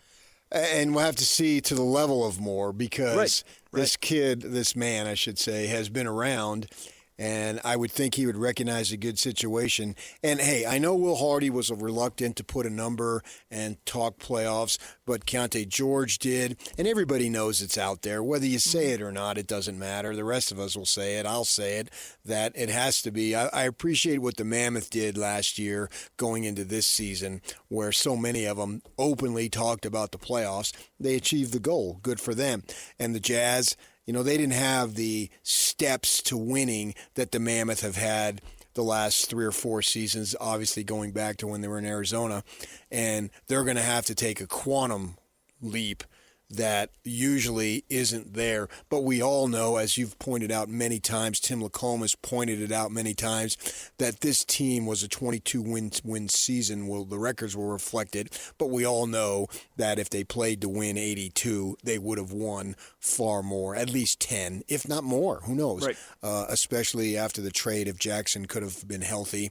And so with that in mind, maybe the leap that they need to take isn't near as big, because they weren't as bad as a 22-win season reflected, and they needed to do that to keep the pick because of the Favors trade, blah, blah, blah. We all know that story. So Nurkic can look at the situation and say, hey, I can have a backup role, and who knows, Kessler missed the whole season, essentially, what will happen. And I don't even know he may not even know what's going to happen with Kessler. And so I can be here. Maybe I take a little bit more, but I'm going to be in a winning situation. Will Hardy obviously knows me. I know Hardy. We're both ends are comfortable here. Why mess with something good? And you stand to be on a team that is going to win together for the first time. And I think there's something special and bonding about that, winning together for the first time, because most of these guys outside of Jackson and Nurkic, I assume, has been in the playoffs, and Love, obviously, if he comes back, but the core hasn't been. Markkanen has never been, and obviously the younger guys haven't been. So winning together will produce a level of excitement, right, that we see when teams go. Now, Stockton hit the dramatic shot, but suppose it wouldn't have come down to that. I think they still would have celebrated far more vigorously the first time they went to the final as opposed to the second time they went to the final, right? It's a big deal when you win something for the first time, and that's what this team will do. To what extent remains to be seen, but they will do it next season. That is a plausible scenario, and it's the scenario that keeps him here, and it could happen. It could happen. I just think his production is going to get him more money somewhere else. Well, he has to decide whether he wants it. Right, exactly. So we'll see. And we'll have to see. I mean, other teams, he probably isn't going to be the first move. If on your first move you got to spend more money to get accomplished whatever you need to accomplish, then you got less for the second move. You know, if you're not at the top of the market, sometimes you wait your turn before the offers come your way, and they will come his way. But when and how good will they be? And, you know, and maybe the big money is with a team that's terrible like the Wizards, and he didn't want to put himself through that. Yeah, I wouldn't think they would go after big money after somebody like that. But I get your point. You're just throwing out a hypothetical, so I understand that. You're not saying it's literal, but yeah, he has to see. And if he decides to go because he believes there's a better situation with more cash, more power to him. That's what it's about, man. Most of us would probably do the same thing. Yeah, you go to work to make money. So if you can go make the most money, you can't really blame him. When we come back, Mike Folta, radio play-by-play voice of the Utah Mammoth. 2 games left, 1 point. 1 point in front of the LA Kings in the race to get that first wild card spot, and what looks like on paper a much more favorable matchup with the Pacific Division champion. We'll talk with Mike next with the Jets looming tonight. Stay with us right here on The Zone.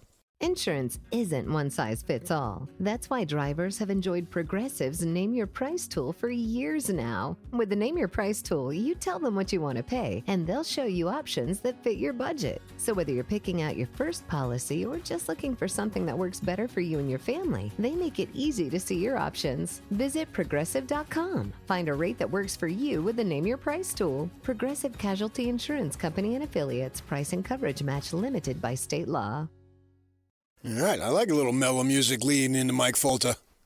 DJ PK and the radio voice of the Utah Mammoth joins us once again. Mike, good morning. Hey, good morning, fellas. Utah waking up, having clinched a playoff berth last week. Now another game day against the Winnipeg Jets. What could be better? It's a good feeling playing these games knowing you're headed to the big dance. Yeah, you know what would be better is a win, a little breathing room over the Kings, and playing the Pacific Division winner, who's going to have basically almost exactly the same record, instead of playing Colorado, who's got the best record in all of hockey. On paper, it's pretty clear which series would be easier to win. But this weekend with the 4-1 losses, I mean, we like stories, but I'm imagining that the coach and the front office are like, why can't we just have this already clinched and done? But it does create opportunities for these young guys to get it's not a playoff game, but at least it's got a little importance to it and a little pressure built into it. Yeah, and those are kind of there's two storylines that I'm looking at over these next 2 games.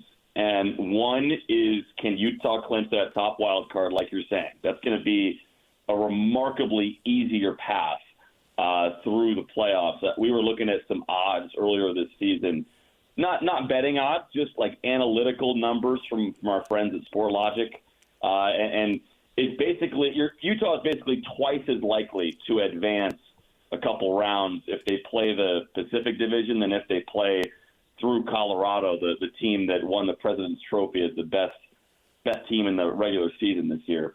So that's storyline one. Can Utah clinch that top wild card spot? The second storyline, I think, is the Mammoths fine-tuning their game for the playoffs. And you're looking at teams like a Carolina group that Utah saw on Saturday.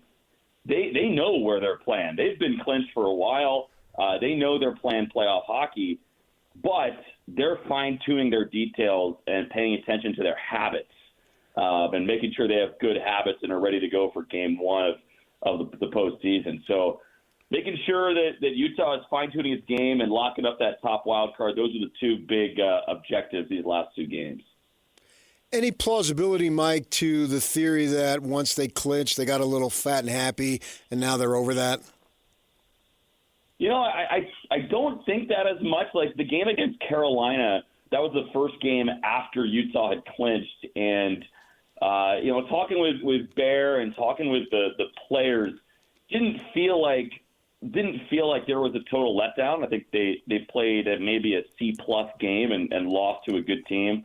I think some of that definitely has set in by now, where Utah was really sloppy against one of the worst teams in the NHL, the Calgary Flames, on Sunday. And here's the thing, guys, like when you're playing these teams that are out of the postseason, I mean, it's the same in every sport. You've got guys that are competing for jobs. You've got young players that are playing for their lives and their livelihood, right?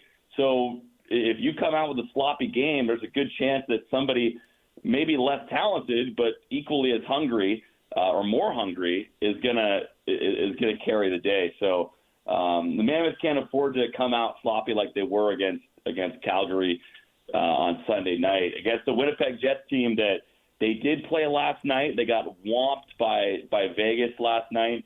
Not sure if that's a good or a bad thing, but they've been eliminated, so they're in a similar spot to the Flames, the team that Utah saw on Sunday and lost to. Obviously, the team goals are more important, but guys do get paid for stats, and they do resonate with fans, too. Who are we kidding? Dylan Guenther hits the 40-goal plateau, and right now there's only 14 guys in the league who have reached that number, and only 2 have reached 50. Connor McDavid is third at 48 goals. So this is pretty rarefied air right here. How does it change his standing in the league? How does it change the way people look at him and look at the club to have someone who's got star potential? Because, the guys who score the goals are the stars. I think a couple things. I think the first thing is that he's not like the next good goal scorer. He is an elite goal scorer right now at 23. So I think that goes into it where we so often we talk about him as part of the future, but he's part of the present too, and he's a pretty big part of it. I think the other thing is that to score 40, you can't be a one-trick pony in the NHL. Last year he scored 33 to lead the team, and it's like to score 33, that's not easy either. You got to be able to score in a variety of ways, but he was maybe most known for his shot. He was most known for like his one-timer, kind of like what we see from Alex Ovechkin on the left face-off circle as a right-handed shot. He was known as a sniper. And that's still true, but to get to 40, I think most times you have to be able to score in a variety of ways, and I think that's what we've seen from Dylan Guenther. And one thing that 40 goals won't tell you is how he's evolved as a defensive player. Him and Logan Cooley most nights are pretty darn good in their own zone defensively. So he's taken a big step in that regard. We thought he was even going to be killing penalties this year. He really hasn't because Utah has other good penalty killers. But we saw a little bit of that in the preseason. We were trending towards Dylan Guenther killing penalties. And he also has, I think, gotten better as a puck carrier. We've seen some really good plays for him recently where he's not scoring. He's setting up his teammates to score by making a move with the puck and using his underrated speed to create space. So I think those two things, kind of the realization that he is currently an elite goal scorer as opposed to a future elite goal scorer, and also he's been able to round out his game more. Those are the two big things that stand out to me. Mike, I like to play Sun Devil's advocate. It's what I do on the radio. I'm sure you've figured that out now being here for 2 years. With that in mind, could I throw out that, okay, this team, as according to their own leadership, that the idea being that the best team is not here yet. So going up against Colorado could give them a better indication, knowledge of what they need to do to make a real strong push all the way, as opposed to playing potentially anyway on paper and going the easier route. You buy any of that? I think I understand what you're saying, and I think there's something to be said for that because a couple of years ago, the Seattle Kraken, they won a playoff round. They won a playoff round against, I believe it was the Dallas Stars in 2022, their second year, kind of like Utah. And the Kraken won a playoff round, and then they took the Colorado Avalanche to 7 games. The Avalanche eventually won the Stanley Cup. But they got to round 2, and they thought, oh, wow, we're here. We made it. And then the next season, they've fallen to obscurity, and they've sunken even lower this season. And so I think this is kind of the point you're getting at. Like, they had a misconstrued notion of how good they are because of the fact that they won a playoff round and played really well in another one. That being said, like, would you trade a lesson for another playoff round? I don't think so. I think you keep rolling the dice as long as you can. You're at a craps table, PK. I know you like rolling the bones. You're at a craps table. Are you walking away when that point is still on and you're on a heater? Or are you hoping that you hit 7 and like, oh, I hope I hit 7, I learned my lesson here? No. You're seeing just how far that shooter can tape you at a craps table. So that's my analogy to it. But I see the wisdom with what you're saying. But it would be a whole heck of a lot more fun for Utah to win a couple playoff rounds than get demolished by the Avs in 4 or 5 games. Now, it would also be fun to beat the Avalanche. Like that's a possibility. Right. But there's no guarantee the easier way is going to get you where you want to go, though. No, correct. And, you talk to Bill Armstrong, and first thing out of his mouth will be his excitement about the young guys who are coming in future years. Yeah. And I think I don't think anybody sees the Utah Mammoth as a serious Stanley Cup contender, but that doesn't mean you don't want to take advantage of an easier path. Quote-unquote easier path. No, I understand. Yeah, if I won $100, Mike, I would take that money, cash it in, sprint to my car, and get out of town as fast as possible. 100 is all it took? I thought you were at the high roller DJ table. can back me up on this. And I'm not going to criticize him. I'd be the same way, man. I'd be out there driving the getaway car. Let's go, PK. My mother once won a car off a slot machine in Vegas. What? Yeah. Yeah, she did. She did. That's like a drop, Yuck. What? She won a car. That's a one-word drop. Yeah. What? Yeah. Oh, good for her. You should play the slots then. Don't worry about the craps table. To the point about backdooring this, this National Hockey League playoff format resembles some other formats, but it's awfully unique. And if you just rank the whole league, I mean, the East is stronger than the West, and the division the Mammoth are in is much stronger. The Central is much stronger than the Pacific. So if you somehow get in as wild card 1, you could – right now the Mammoth have the 18th best record in the league, but they could be in the first round playing the Ducks, who have the 19th best record, and then the winner could get the Kings, who have the 20th. No, the Kings would be in the other division, so you wouldn't backdoor it. Maybe you get Edmonton, who's got the 16th best record.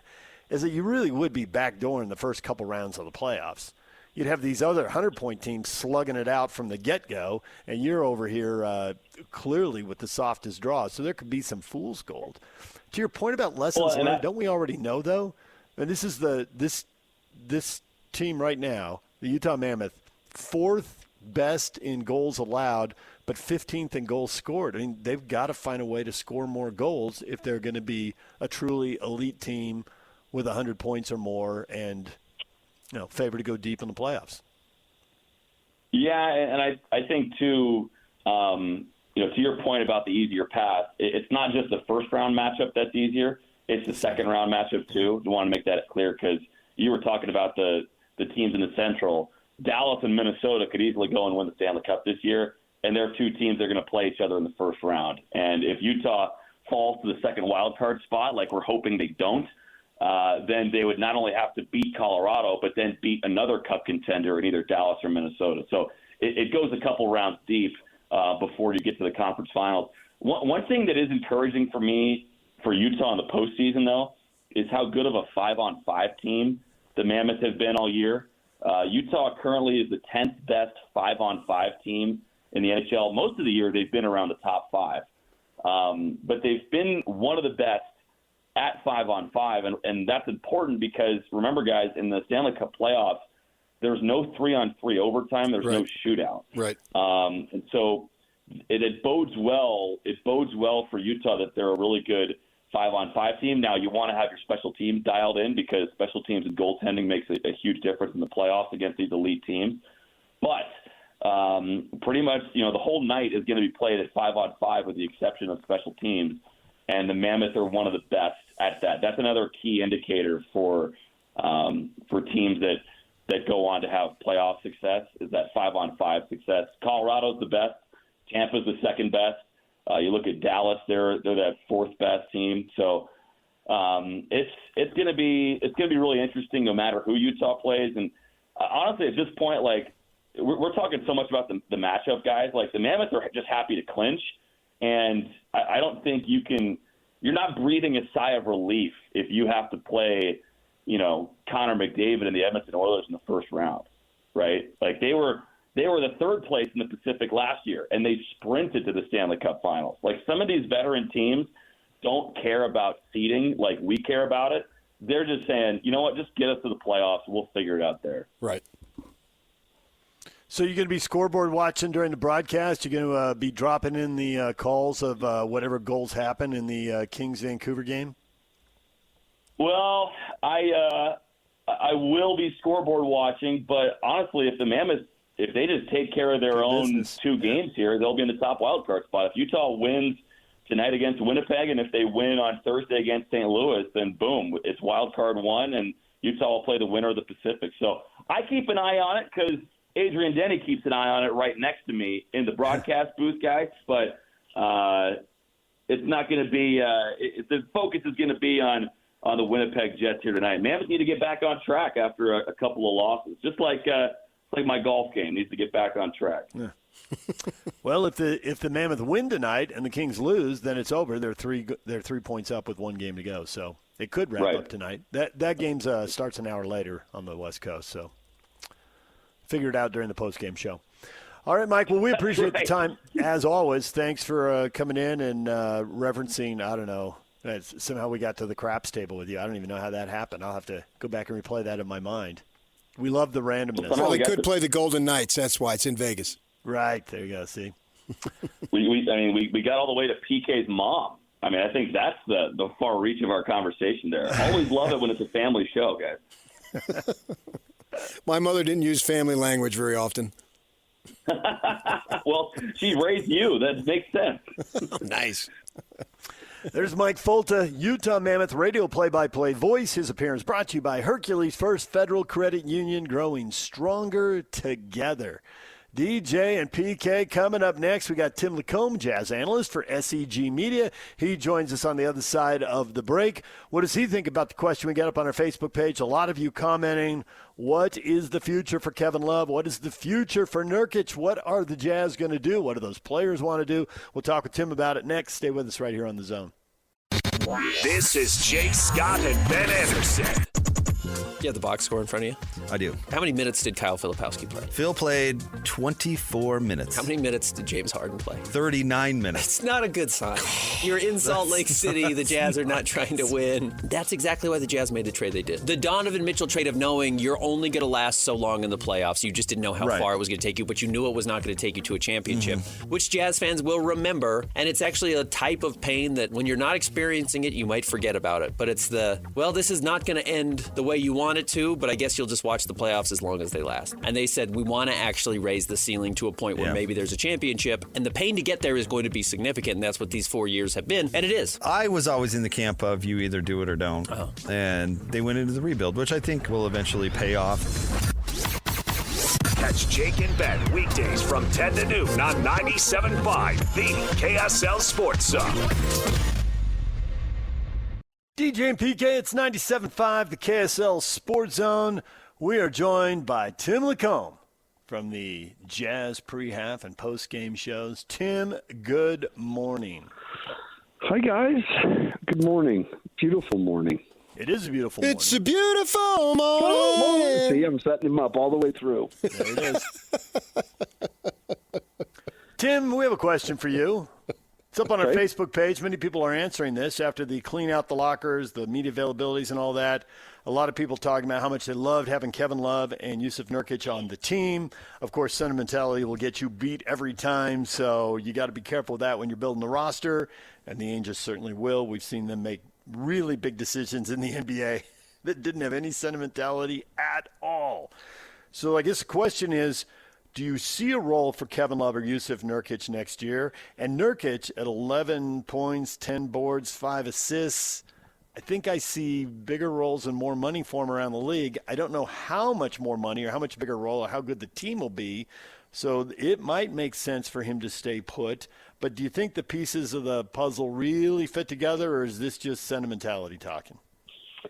Well, I think we're way too early to tell. I think what you said, Kevin Love, he did way more for this organization, basically within the walls of that locker room. His vibe was so good for this team, and particularly for Keontae. I stuck Keontae right next to him in the locker, and I think there was wisdom there. And the other night, the entire team got a technical for celebrating. Those guys on the bench. And so I think Kevin Love's time here, if it is up, that he served a big-time purpose that, probably a lot of things will be forgotten. And, he was just vital in a year where everything kind of had to start to galvanize. And there were some, the Jazz got popped early with the Walker Kessler situation. And so it made Kevin and Nurk way more. When I was first at media day, the first day, I'm looking around going, how is this going to work? Who's going to play? Who's actually going to play out of these big guys? And Nurk ended up having a great season and kind of resurrected the thought of himself around the league. His still big question mark still is lateral and his ability to guard pick and roll more than just in a drop situation. And so I think the draft is going to determine, each step along the way is going to determine what the roster looks like by what they're able to acquire. But I do think in terms of those two guys, it was a positive experience all the way around. And I'm with you. I think Nurk will demand some attention around the league. And Kevin Love's situation as his age and everything, you just don't know. So I think on both those guys, too early to tell. But I will say they were both really, really, really positive acquisitions for a lot of different reasons. Well, can they literally afford, competitive-wise and also salary-wise, to have Kevin Love be suited up in an advisory role? Probably not. That's where you find ways to incorporate guys, as it goes on. But I think it is age again. To me, these were all, a lot of these guys were going to be fillers on years where they were trying to get everything done. And we all know now the runway's clear. There's nothing on it, and we can go. And there's no better feeling when you're at the airport and that thing finally hits the gas and you're like, okay, I can start my trip now. They're not going to keep me on this runway. And so you get up in the air, and that's what the Jazz are going to do next year. They're going to fly. Nice. Fly, Eagles, fly. See, I'm just trying to think of things I can say to get you to sing. So stay tuned. Are you trying to get Sinatra come fly with me? Sinatra was big in No, that's Sammy Hagar. Fly, Eagles, fly. Oh, okay. Where Eagles fly. Yeah. We got another question up here. Why are so many BYU players entering the transfer portal? And we've got a lot of answers, but one of them, Jesse, clean house, start fresh. Is that the bottom line? I would say the reason that everybody is in the portal is because it's 2026. Look around, right? Like all of college basketball is in the portal waiting for a call. We've created quite a system there. And, BYU definitely, the one thing you do have the ability to do on a yearly basis is, if it doesn't work out and it doesn't as a team, you don't want a guy back. You can send them, and then there's also the opportunity for guys to go try to find something else. But whatever the hell this is, it's not conducive to team. And that's where this whole thing, was supposed to start, was with teams. So, this was like individual one-on-one basketball, it'd be no big deal. But this is exhausting on the staffs. It's exhausting on the boosters. Like this particular iteration of what we're doing is not sustainable, as you know. I mean, there's already reports of donor fatigue. Like I got to write another check for how much, for how long, for 8 months, So, yeah, man, I think guys will learn something every year. I think KY and his guys down there are learning something every year. I really like what I've heard so far about the guys they're getting.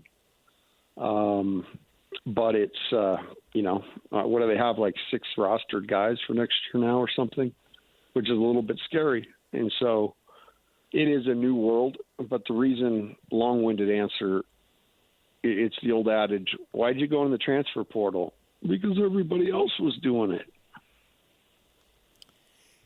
What do you know of Colin Chandler? What do you expect of him? I love that kid, watching him play in high school. I missed the opportunity. He was right on the front end of his recruitment when we stepped sideways. And so really kind of watched it more. I broadcasted the state championship game, saw him play a lot in AAU in the summer times here and there. I think more than anything, the most important thing is at one point he was the best player in Utah. And I think that is something every single year that BYU's got to get. I mean, they've got to get this backbone kid. The one strength BYU can have through all this craziness is while everybody turns over their roster right now, like BYU's turning it over, you put guys in place, and they've recruited 2 guys this year, two Temp U guys, Dean Ruckert and Will Openshaw, and I honestly don't know if either, I don't know what their mission plans are or anything, but I don't know that either are ready to make an impact right now in the Big 12. But you get them in your program and you start, getting them stronger, getting them quicker, they're understanding reps. So after a year or so, their ability to go in a game and impact it's there. I mean, you use what we've seen from the Jazz the last couple of years. If anybody thought this year, after watching last year, a lot of people wrote Cody Williams off and said he just can't play. And he may not be in the last iteration of what the Jazz do, but the bottom line is that dude, nobody can deny that he's improved. And Bryce Sensabaugh the same, Kyle Filipowski the same, Isaiah Collier the same. So each one of those guys has gotten better. So from year 1 to year 2, you can actually there's some increase in all those guys, which means you've got a better nucleus. And I think honestly that's the biggest thing over the last couple of years. BYU had recruited a handful of guys and developed them. And I know that was the plan with guys like Stanton who left, but you bring him in here, you give him all the resources, you get him stronger, you get him, better, and then he, at the end of the year, he says, I'm going to go to Oregon State, So I think the advantage BYU has, and it's always been an advantage in college basketball, I still think it is today, is get old and stay old, and it's all relative. Now you just have to get older than, in some cases, 8 months. So if you can keep guys a couple of years, I think it's in your best interest to develop guys and not lose that little piece. There's a lot made, Tim, and I'm sure you would hear this kind of stuff from boosters because everybody thinks that their kid or their neighbor or whatever is the one who ought to be the next star at BYU. You probably always I never heard deal with that when you yeah.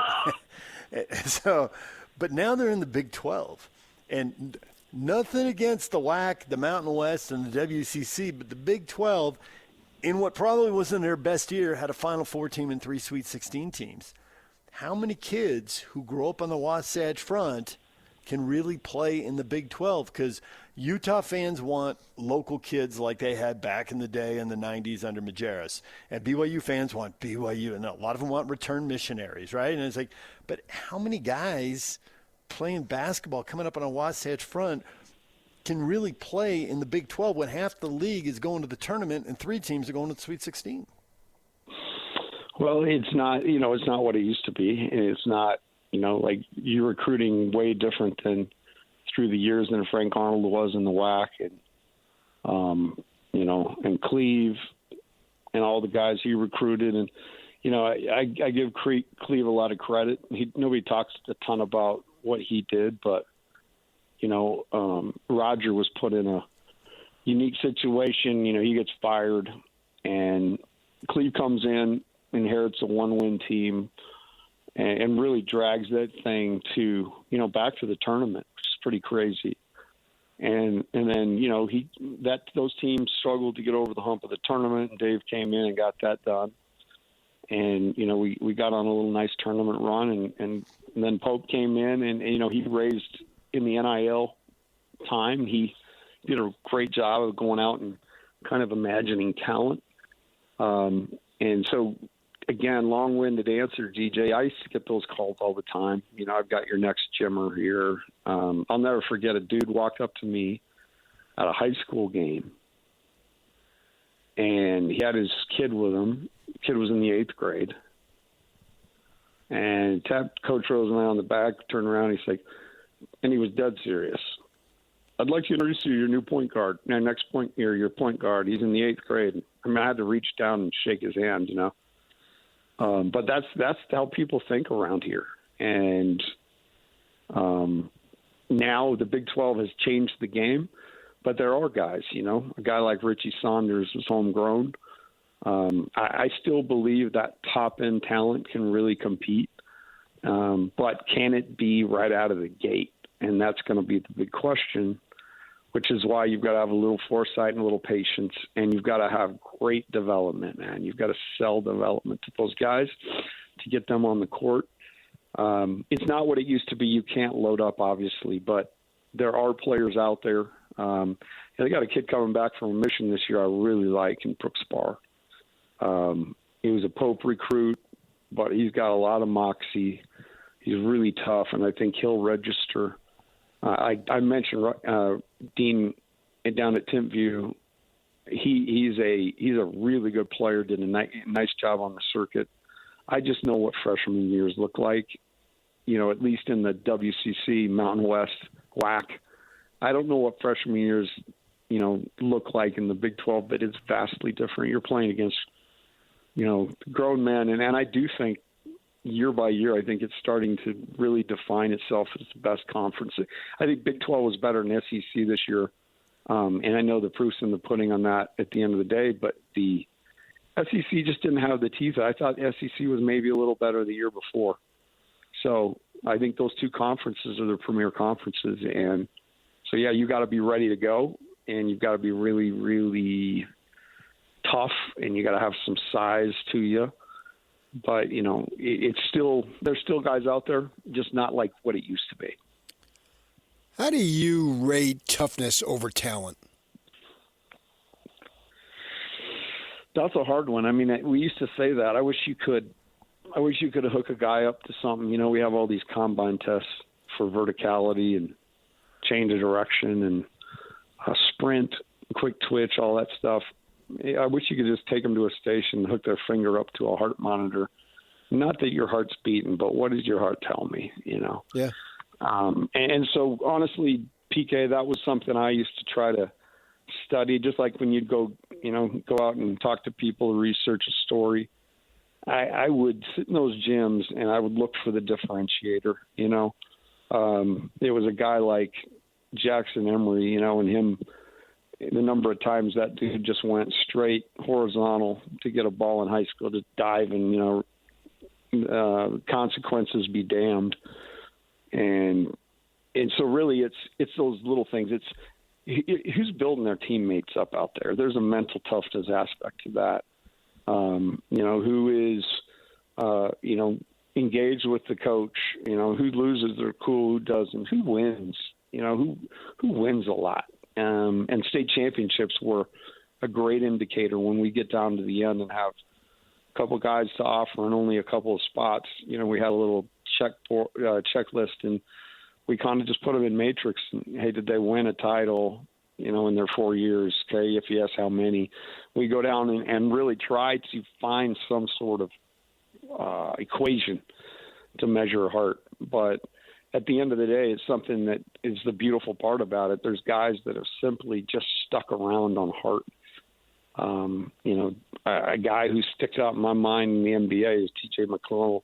Yeah. He's got none of the skills that you look for. I mean, he can dribble like everybody else, but what sets that guy apart is his heart, you know, his want to, his willingness to do whatever it takes.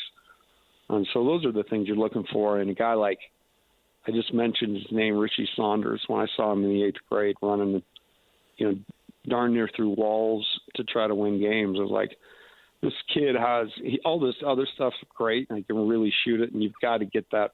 You know, that's the barrier for entry. You've got to be able to do some of those skill things. But his want to just in 8th grade, 9th grade maybe, just leapt off the court at me. Like, I cannot believe how he might have played as hard as anybody ever watched. And you know what? My eyes were right. It translated. And I remember back then we offered the kid, and I got emails from parents of kids that were prospects and AAU coaches. I'm like, what are you doing? This kid is nobody. But we saw the heart. Yeah. And, you know, I'd text saying, he'll never play a Division I game. You guys have no idea what. Okay. Well, how you doing today, fellas? Because we saw it and we were right. And I will say we missed too. We missed on heart. We missed on care. But yeah, there's no I think of like a battery cable you could hook somebody up to and give you a reading. There's none of that. So that's part of just your gut, man. I thought you were going to go cheap trick there, but you were just too into the basketball to really, you know, put yourself downstairs. What I would say to those kids is, I want you to want me. Exactly. Yeah. Because we're BYU. Tim, we'll leave it right there for now. You're the man. Thanks for coming in and talking some hoops as the personnel carousel starts spinning. Well, it's always an honor. You know, I hold you both in such high regard. I'll see you soon, maybe. All right. Are you challenging me to golf? All right. You bring the boom box and the classic rock. I'll bring the Diet Coke and a bad golf game. Okay. You do with a boom box at like Willow Creek. That'd be hilarious. No. You'd be out of there in about 3 minutes. The boom box is only allowed at the Mick. Yeah, Mick Riley. That's my new home course. DJ PK, it's 97.5, the KSL Sports Zone. He's Tim LaComb. You will hear him on Jazz pre-half and post-game next year. We're going to take a break. When we come back, more hoops, more off-season moves, a big game for the Mammoths. Stay with us. This is JJ and Alex. I got this.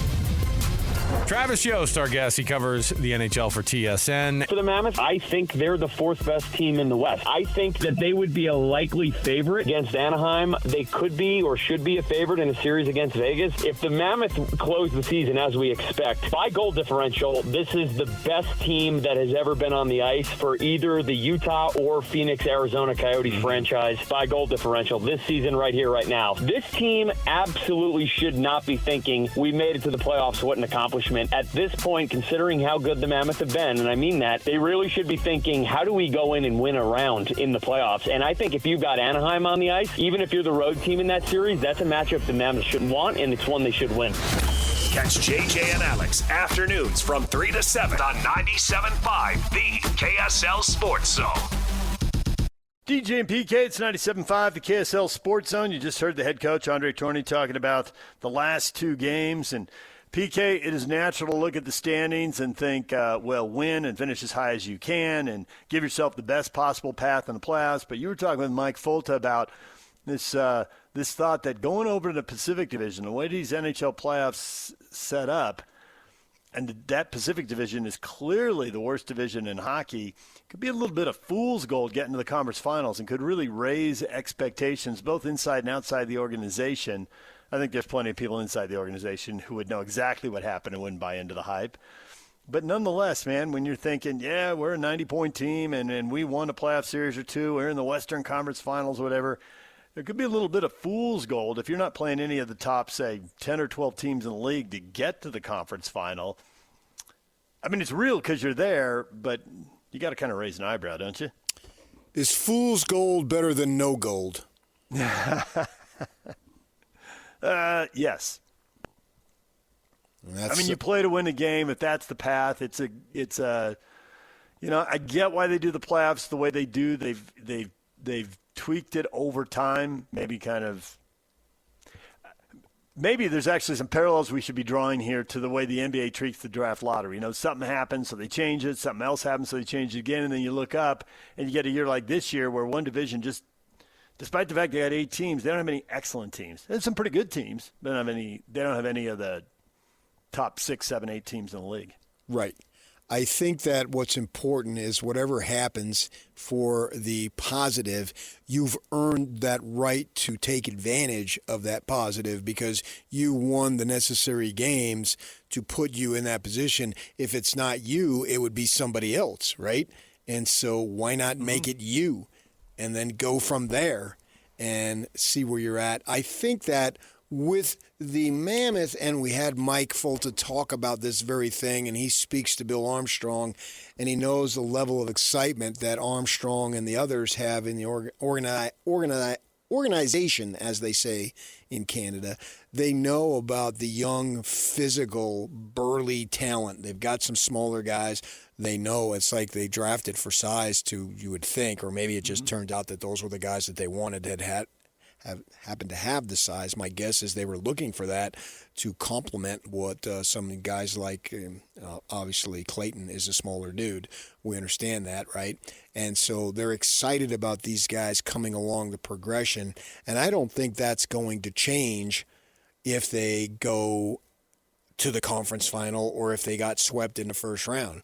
I think they're still going to have that level of excitement because they set themselves up several years back as part of the plan to be able to have these draft choices and cash in on them, and they believe they have, and we'll see it as they filter through the system and get to the big club in time. So I don't know that it really changes this team this year no matter what happens. I don't think it's going to, wow, we got here, we're better than we thought or whatever, or if we got swept, we're worse than we thought, so we need to make all these drastic moves.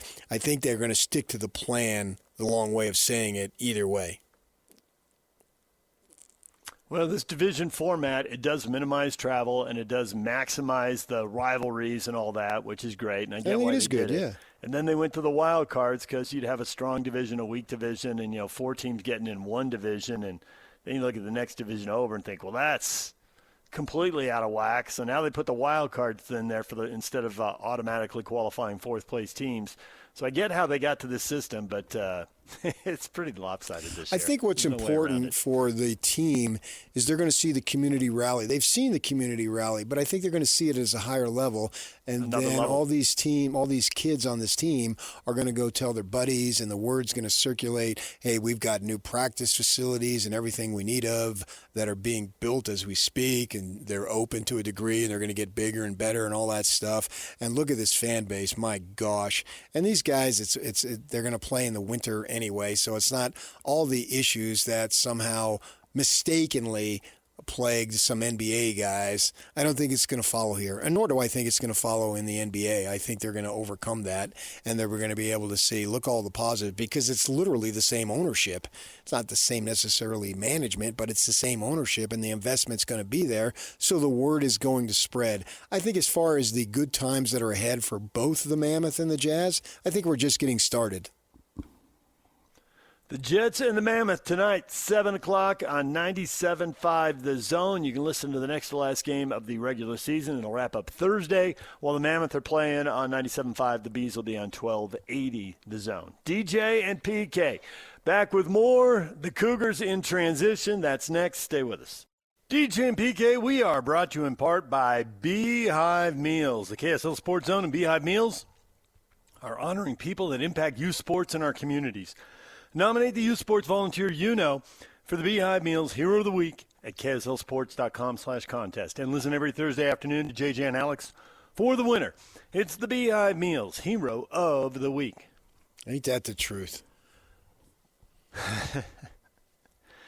All right, this morning we just talked to Tim LaComb about 20 minutes ago.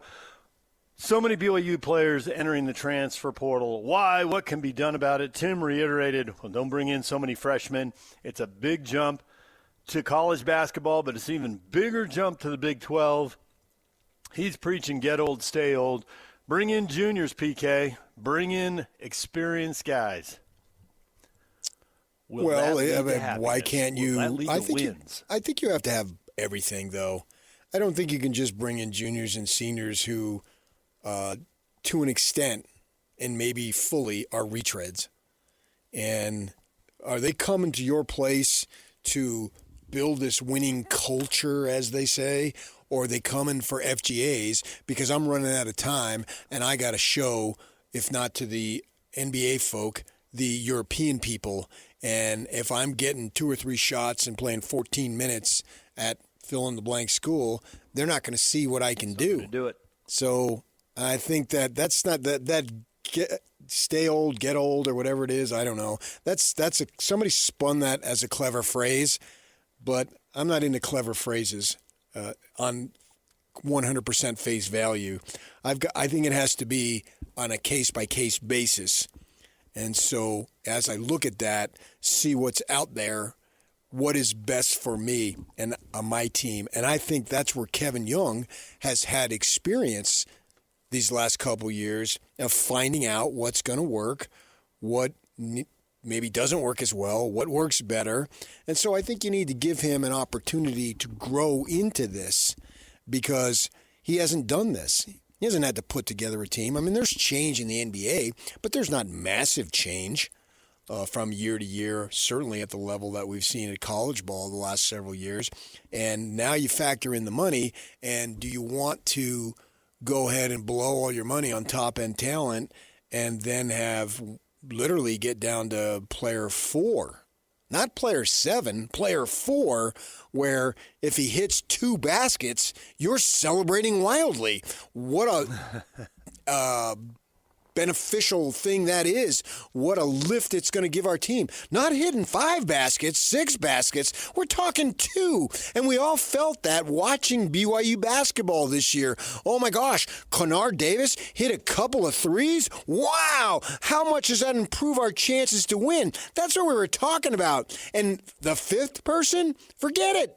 You're getting virtually nothing, let alone the 6th and 7th. Kostic comes in a little bit towards the end, and he hits a couple of buckets. All of a sudden, you're thinking, oh, my gosh, this is one of these premier guys that they used to have in the NBA, the Vinnie Johnsons, the Eddie Johnsons, the Del Currys, and Dale Ellises. We remember those guys, those sharpshooters that come off the bench and just instant offense. Well, they had instant nothing. Stir and mix, and you got what you had while they were sitting on the bench, which is virtually nothing. You need to have more balance than that because you've already shown that DeBonsa couldn't do it by himself. And, yeah, injuries got in the way, and I know everybody wants to talk about that, but we're talking about having a team that advances to the Elite Eight. I don't think if everybody was healthy, they had enough firepower to get to that level. Maybe, most likely, they had enough firepower to get out of the first round, but they've already set the standard in year 1, Sweet 16. And so you've got to have guys that are less heralded but can play a role like they had in the first year. I get what he's thinking. My gosh, you get DeBonsa, you got to go all in. This literally could be a once-in-a-lifetime player. Even if this branch turns out to be all that, is he going to be as good as AJ? Wow, if he is, that's amazing. But probably not, just statistically. And so you have to have more balance, and I think KY's figuring all this stuff out. I think that one question I would definitely ask if I were recruiting him is, how much more isolation ball are you going to run? Because you talk about these guys coming into the game and can they hit shots? Can they hit even a couple? Well, how often do they get the ball? Now, there's an argument that they ran the isolation game because they only had 2 guys who were good enough to score. So why let the other guys have the ball? But the other guys are going to say, how do you expect us to score? All we do is stand around and watch and wait to maybe get thrown the ball when we're open or not. Maybe it's just a pass to bail somebody out who's in trouble. It's like you can't really expect guys to score in that. So what's the offense going to look like going forward? I mean, there's a chance Kevin Young's an NBA guy, and the NBA runs a lot of isolation, but it's not really what we see a lot of in college. I don't think it's really what works a lot in college. It is trending that way in college. We see it more than we used to, for sure. But, man, BYU ran a lot of it. But maybe it was just necessity. Maybe that's not really what KY wants. One of the things I love about Jason Beck as a coordinator is every place he's been, and I've heard him because I listen to – they post the Michigan stuff online. Mm-hmm. And I want to say for whatever reason, but obviously the reasons are obvious, that I'm interested in the program. And one of the things I love that he says, every year is a different year, and it's my job to take the individual talents and the collective talents and run a system that benefits and highlights what those individual talents are and the collective talents are. We saw that last year, right? All of a sudden last year, well, except for maybe the BYU game, and obviously the Texas Tech game was an issue too, but I think they had some issues on the defensive side. Well, no one was worrying about, well, he can't throw the long ball. Well, you get the ball in the end zone, that's all that mattered. Who cares which way you do it? And so Jason Beck, and obviously he knew that with Dampier having the history with him at New Mexico, and he highlighted. He's saying the same thing with, what's the kid's name, Underwood.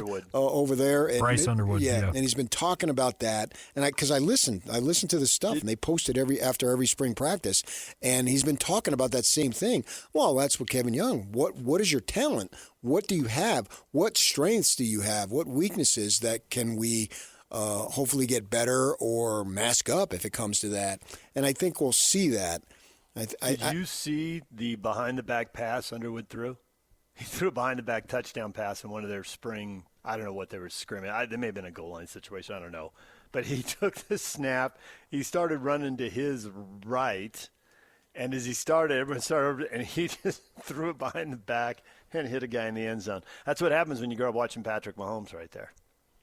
Well, whatever it takes, and this kid has enormous talent, and we'll be following Michigan. Certainly, the 3 of us will be following it far more intensely than we ever followed. I mean, we followed it to a degree because it's Michigan, obviously, but now it's going to be like it's almost in the 801 or the 435. I got to find out what the area code is back there. 385. The 385. The 385. That's another area code here. Yeah. Oh, okay. Well, isn't that is that an area code or is that just like an 800 number? No, it's an area code. Oh, it is? Where is that? Wasatch Front. Hey, we have a 385 here along the Wasatch Front? We do. Yep. It shows you what I pay no attention to any of this stuff. My head is in the clouds when it comes to all this stuff. You two are 2 Utahns. Mine, no. I had no idea. All right. So for Ann Arbor, Michigan, 734. 734. I'm going to have to remember that. The 734. In fact, I may get some what do you call it? The stuff you put under your eyes. Eye black. Eye black, yeah. And I'm going to put 734. You're going to pull a Reggie Bush with the 519. I certainly am in that last game of the season, man. I hope they beat the crap out of Ohio State 100-0 every single year. That's with or without Whittingham, but most especially with those guys there. So, yeah, and that's what Jason Beck's talking about. So let's see what Kevin comes up with, what he and his staff are able to do, because I think that each year that goes by, he's got a better understanding of what he needs to do to put out the best product possible. And he talked about it. Shooting is the holy grail. Okay. Shooting is obviously, as you say, what they give you points for, making the basket, not just shooting, but having it go in the basket. But you also have to have some defenders. Oh, boy. And you're talking Elite Eight. You're not going to get to the Elite Eight with the 59th best defense in the country. That just you are battling so far uphill at that point. It would be something to pull that off. They've got to be better defensively. You can occasionally outscore people, but you can't do it consistently. That's just a fact. And you look at the great Utah teams, and we know the defenders that they had. And we look at the Jimmer team. We know Jackson Emery. Jackson Emery, rightly so, is like a hollowed name around here. And he never got the credit that he deserved. And talking to Dave Rose about this extensively is that, Jimmer was all that, but he quickly would pivot and go to the players that, okay, I'll do the dirty work so you can do that and you can get the glory. And there was several guys that would do that on that team, and they're unheralded, and I think of all the unheralded guys, Jackson Emery's like the most unheralded, right? Plus he's a local kid, and we know his brother played and all that, so it's a name in the community. But just think about how vital he was and the Drew Hansons of the world for Utah. Yeah, absolutely. Now, the thing with Utah is that it wasn't that their teammates allowed Andre Miller and Keith Van Horn to do their thing. Majerus demanded it. Dave Rose likes to say, well, these teammates of Jimmers, they accepted their roles and flourished in it. So you can have some Holy Grail shooters, and that's awesome. But don't forget, when they need size, and because they got a rebound, they got killed, obviously, against Texas on the offensive glass. And when the kid was getting the board, he was shooting 100% because they were all put back dunks. You cannot allow that whatsoever. It was way too easy, and that was the difference in the game.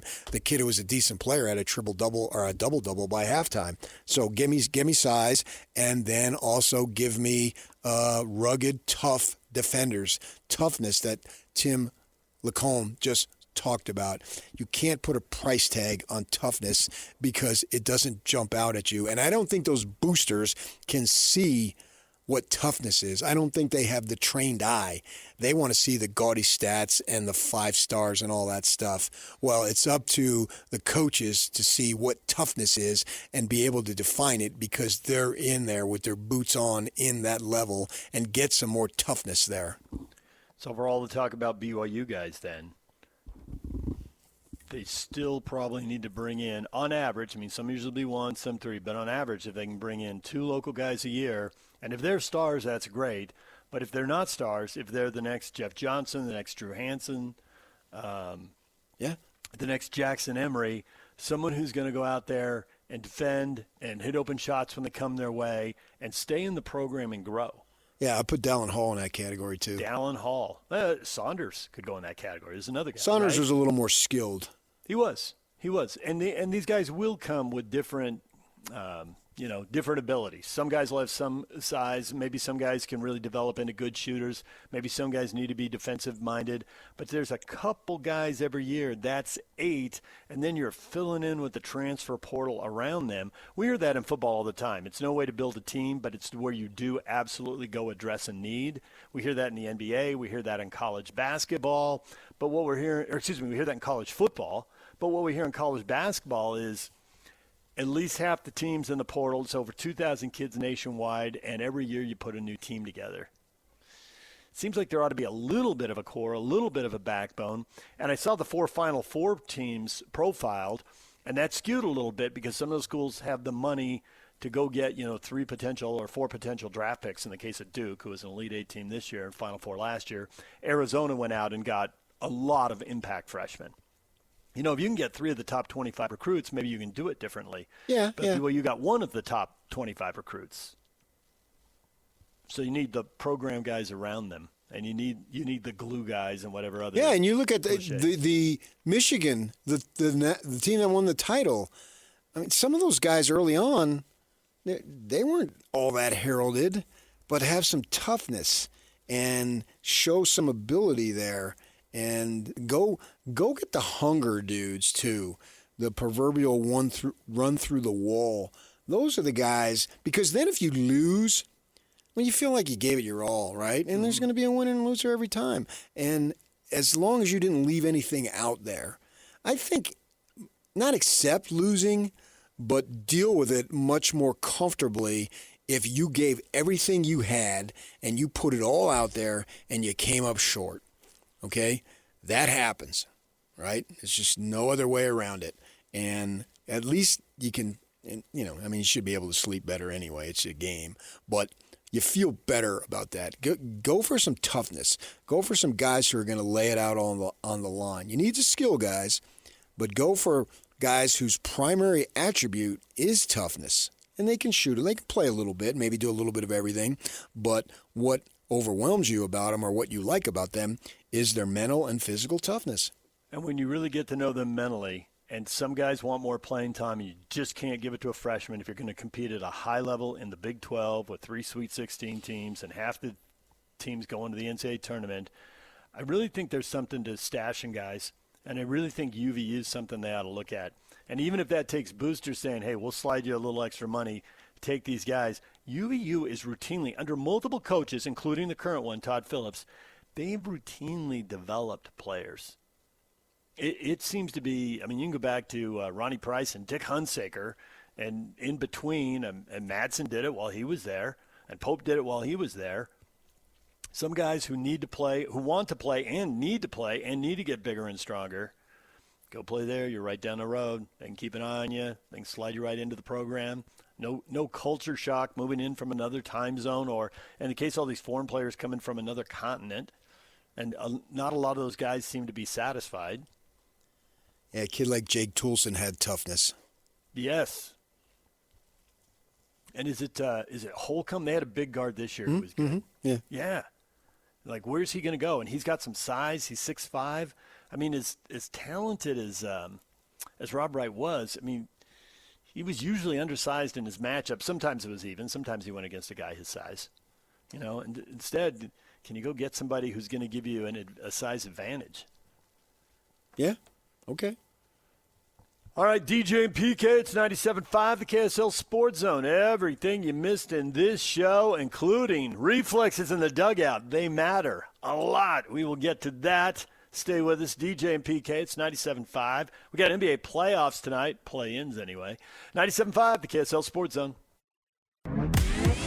Just a bunch of guys sitting around and talking sports. This is Scotty G and Friends. Logan Cooley, 2 years ago, is about the time things really started to break, that this organization was going to move from Phoenix to Salt Lake City. And now 2 years later, you're in the playoffs. Just what does that feeling feel like for you as a player, knowing that you're going to be playing postseason hockey? It's awesome. I mean, I think as a little kid, you dream about eventually one day winning the Stanley Cup, and just the experience we're going to gain from being in the playoffs. You know, there's some guys that on our team. I'm one of them that haven't even experienced playoff hockey. And, you know, you watch on TV, just the excitement in the buildings, how intense the hockey is. I'm looking forward to it. It's going to be unbelievable. And I'm sure the fans are going to have the Delta Center rocking. And we can't honestly wait to, you know, get started once playoffs start. You know, it's going to be the most fun hockey that, you know, I think I'm going to be a part of.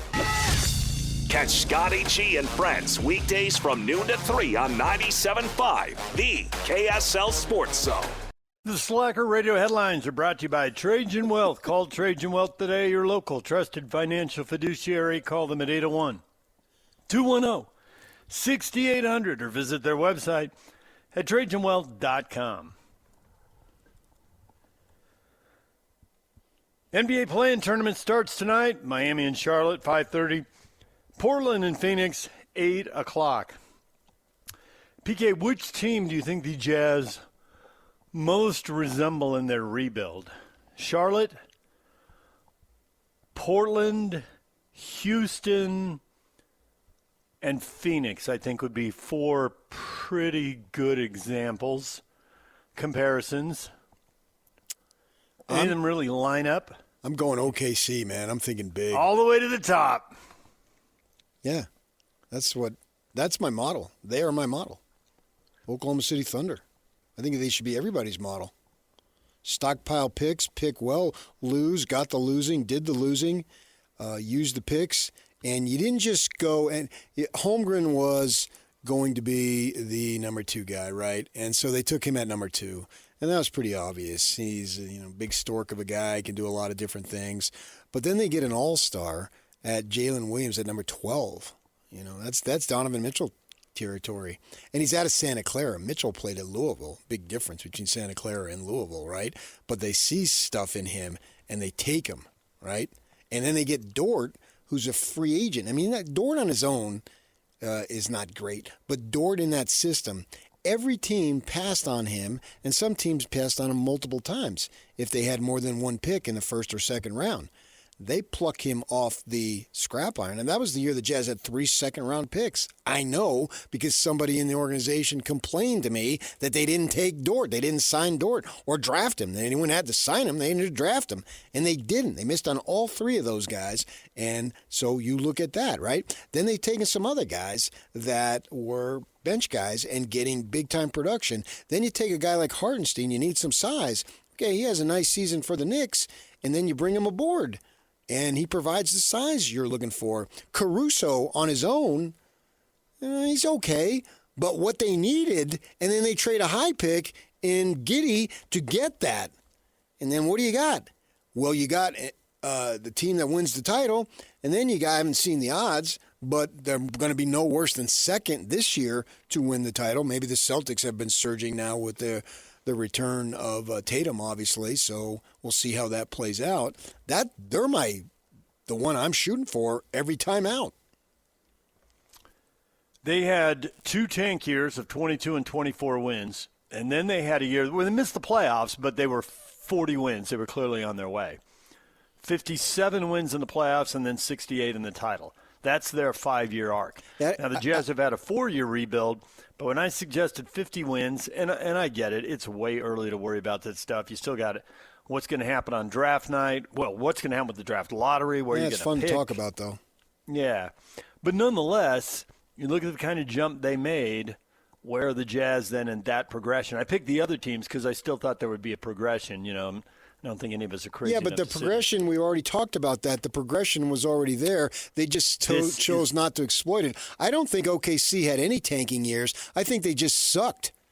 And that was the issue. And they did do a Shea Gilgeous-Alexander. He didn't play at the end, neither did Dort. So there was some at the end. There was. But they signed 10-day guys. And they made a big trade to get SGA. Well, I'm not saying Jaren Jackson is going to be SGA, but I could argue that Jaren Jackson, at the time of the trade, walked into a better situation than when SGA walked into. Now, SGA is just taking his game to a sort of stunning levels, right? We don't necessarily anticipate that for Jaren Jackson, but I could argue at the time of the trade, the Jazz had more talent around Jaren Jackson than SGA had when he got to OKC. The Jazz are different in that regard in that their projected starting 5, if we can sit here and project that right now, we're sure 2 guys are not part of the youth. They're part of the rebuild, but they're not part of this youth movement. They were acquired by trade with Markkanen and with Jackson, and those guys are both clearly right in the middle of this. And they're still young enough. This is it. This is their prime. Oh, I think Jackson has at least 5 years of stellar play. Mm-hmm. Agreed. Health permitting. Yep. So is this the parallel I want to draw? So is what we're watching right now really the Jazz, even though they're tanking, equivalent to what Oklahoma City did with the 40 and 42 season? Because the Jazz, this season, it's not a great – I mean, Jackson came mid-year, so he couldn't help them win games early. Right. But given the talent they have and given the fact that this team – it takes very little imagination to see this team win in 30 games and maybe 35. And the fact they didn't have Jackson until, a little over halfway through the season. Is this their 40-win rebuild season?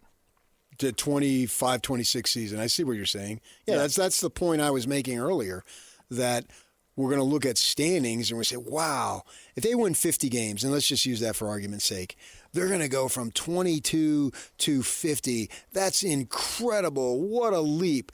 But it is misleading to a degree because if they wanted to, they could have gone from 35, 36, maybe 37 post-trade, maybe even 40, but it might have been too late. Just go like 36, 37 post-trade. That's not as big of a jump, obviously. Well, they've had 4 years here, and, they were 30 – they've really been working hard at the tank the last 2 years. They were 37 and 31 win teams the first 2 years they missed the playoffs. So they've already been in that neighborhood. They've just artificially suppressed the victory totals here the last couple of years. And I hate artificial suppression, but they had to do it. I thought as soon as they said that, that's going to be a thing. It was so deep. I mean, honestly, it's like a governmental language. If I were filling in with like Ben or Jake or whatever and doing a segment or an hour like we do sometimes and one of them misses for whatever reason, if one of them said that, I would absolutely jump on that. Artificial suppression, I hate it when that happens. Hey, I'm going to put that on my tombstone. He hated artificial suppression. It's a good thing. It's a good thing Yock didn't have the drop for Mike Folta that I called for that. What? When you told Mike that your mom won a car on the slots in Vegas. What? That is going to be such a useful drop. Artificial suppression. What? What? That happens all the time, though. What? Why is that so unusual? I just love the way he said it. I got that. I know not from your perspective. Why did he think that was so stunning? Well, just that it's specific to your mom did this. I mean, we know that people win stuff like that in Vegas. There's always some random story about somebody winning something, and I've seen them all the time. They pop up on your social media feed or whatever. Yeah. Yeah, I mean, it happens. But that you know somebody specifically, and he's known you for a while and he didn't know the story, it just caught him off guard. Yeah. I have to say, that would be the only story I've heard of personally. I mean, I've seen him in the news a million times. I know it happens. Yeah, but you don't have a lot of friends or family. To me, I do. Right. No, I mean, I have relatives who live in Reno and they don't gamble at all, although they have all these stories because they, know tons of people. They've lived there their whole lives, so they've heard the story. We were going to the what was the story? They were going to it's not a what are the dinners? What are buffet? they called? Yeah, they're going to whoever's buffet, whatever hotel it was, and they were walking by, and it was like 2 rows over or something as they were cutting through the casino to get to the buffet, and it just went off. And it's just like you could just hear all the people screaming. My uncle was like, it was just all this adrenaline and all that because they were walking past some rows, and so there were players, I guess people gather around and look or whatever. It was just making all this racket and yeah. There's 2 things that will happen when you're walking in the casino. For me, 2 things always happen is you hear those noises, and then inevitably a showgirl comes up to me and asks me to take it off. That didn't happen PK, take it off, baby. Yeah. The best part of that story, that actually happened in our studio. She was surprised when I did. About 1 or 2 minutes before she figured out what was going on. Okay, that guy. This is okay. I see where we're going here. All right, and then she was playing along. No, she saw where she wanted to go. That's what she saw. Take it off, baby. When you came back from the bowl game and you said, I think it was at Fremont Street or something, but there was some bowl activity they do during the week. It's at the convention center. She recognized you. Mm-hmm. It was at they always do a dinner like the day before at the convention center or lunch, a big fancy lunch, and so I was there, and yeah, she was there in her. She wasn't. Full regalia? She wasn't in her costume in the studio, was she? Yeah, she was. I think. Yeah, she was. I think so. Oh. Well, then there was less of a costume at the convention center. That might be true. Yeah, for both of us. Hey-o. I look hot in leather. What can I say? BYU gets a commitment from Tyler Betsy. Shot 40.7% from the 3 this past season. Came off the bench for the Orange. Played a year at Cincinnati. Then he went to Syracuse. He's on his 3rd school. And I suppose that's okay as long as he shoots more than 40% from 3, PK. He's got to light it up. Yeah, we're going to hear all the heavens to Betsy stuff. That's going to be out there. So let's stop with that already. No, wordplay. There must be wordplay. No, but it can't be obvious wordplay. Well, that one's teed up for you on a silver platter. That's too obvious. So you cannot use that. Okay. The NFL expected to make a push for an 18-game regular season in the next collective bargaining agreement. So that would mean the Super Bowl moves to President's Day weekend, and they probably add a second bye because that would probably be negotiated as part of this, which would probably move opening day to Labor Day weekend. More football. And it would start in 2028 or 2031 or somewhere in between, but that's kind of the 4-year window they're looking at. Well. Isn't that just going to lead to more meaningless games at the end? It's going to more games, more time for the standings to separate and teams to tank. Yeah. I mean, there's going to be enough games. Whatever the last game is, it doesn't matter if it's 12 or it's 15, it's 18, it's 20.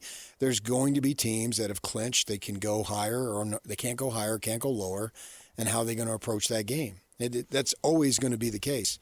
But somehow the NFL that doesn't factor in. Because of the fact that they play so few games, I would be interested to see the TV ratings and attendance on that 17th game compared to 16, 15, so forth. How much has it changed? How much has it been fans have been turned off by it? Because my guess is not at all. That just means for the folks who have season tickets or the folks who go to the game, that just means another Sunday to party and do something that you really enjoy, right? So you're going to get an extra one now, so you're not going to turn that down, even if the game is crap and it's a bunch of subs playing.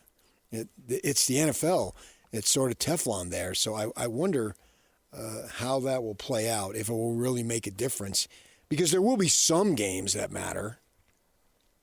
And it's just what we do on Sundays. TV. I think TV, they do a great job of... Then it won't matter. The big names, the big personalities, the better teams, they get the primetime slots and the late afternoon games, and they regionalize the bad teams. Like, we're just not watching the Jets and the Titans and whoever else is down. They stash those teams. They hide those teams away. They're only seen in their local markets. The rest of the country doesn't have to Or if you buy the ticket or a package, whatever it's called. I think to your point about attendance, that's a different deal. That attendance can drop in these teams where, they get down, they stay down. Some teams, especially in the Sun Belt, the Raiders still put people in the seats because visiting teams sell a ton of tickets and people will look for an excuse to go to Vegas and see a game while you're there. And we have people on our own staff, Raider and Bronco fans, who will time it and take their kids down. It's so drivable from Salt Lake. Go down, see your favorite team, whoever it is. Right, but come back. That doesn't matter whether you have 16, 17, or 18 games. No. If you suck, adding an extra game isn't going to make any difference. It's not going to help you. It's not going to hurt you. Scotty G just likes to check the schedule depending on his work schedule with all the games he's broadcasting with Aggie football and basketball, and he and his kid love to go to a game. And whether they go to Vegas or whether they go to Denver, I think they went to Denver last year, and it just comes down to when can he get to a game if there's a bye week or a week off, in between seasons or whatever it is. Where does the bowl game fall? And he tries to go catch one somewhere. So, well, thanks for telling us that. Yeah. Baseball, heads up in the dugout. Were you watching when that happened, or did you see a clip later? No, I was literally watching. Orioles manager Craig Albertaz struck in the face by a line drive, but returned an inning later, and the guy who fouled the ball off, Orioles second baseman Jeremiah Johnson, who hit his own manager with that foul ball in the dugout, an inning later came back and hit a grand slam, and down 7-1, the Orioles rally and beat Arizona 9-7.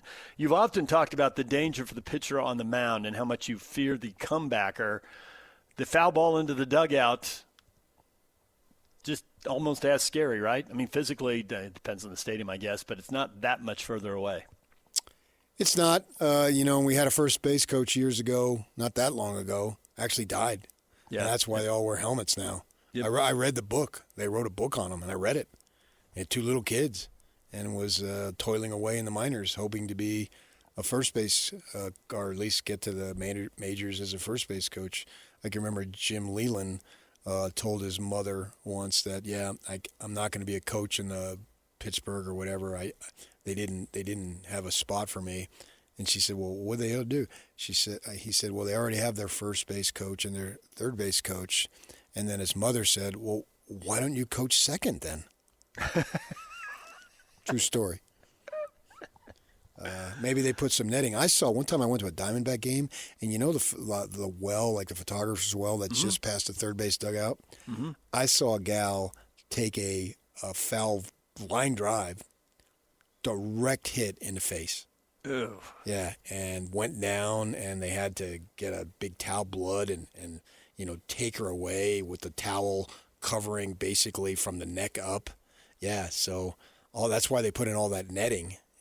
Because of people, especially now with phones, you're looking down a lot, and maybe they end up putting netting across the dugout. Usually the managers, they'll either sit or they'll have their hands over the railing, and it came at him because, foul ball, boom, came at him so fast that that's why he moved to the side of his face. It didn't hit him flush.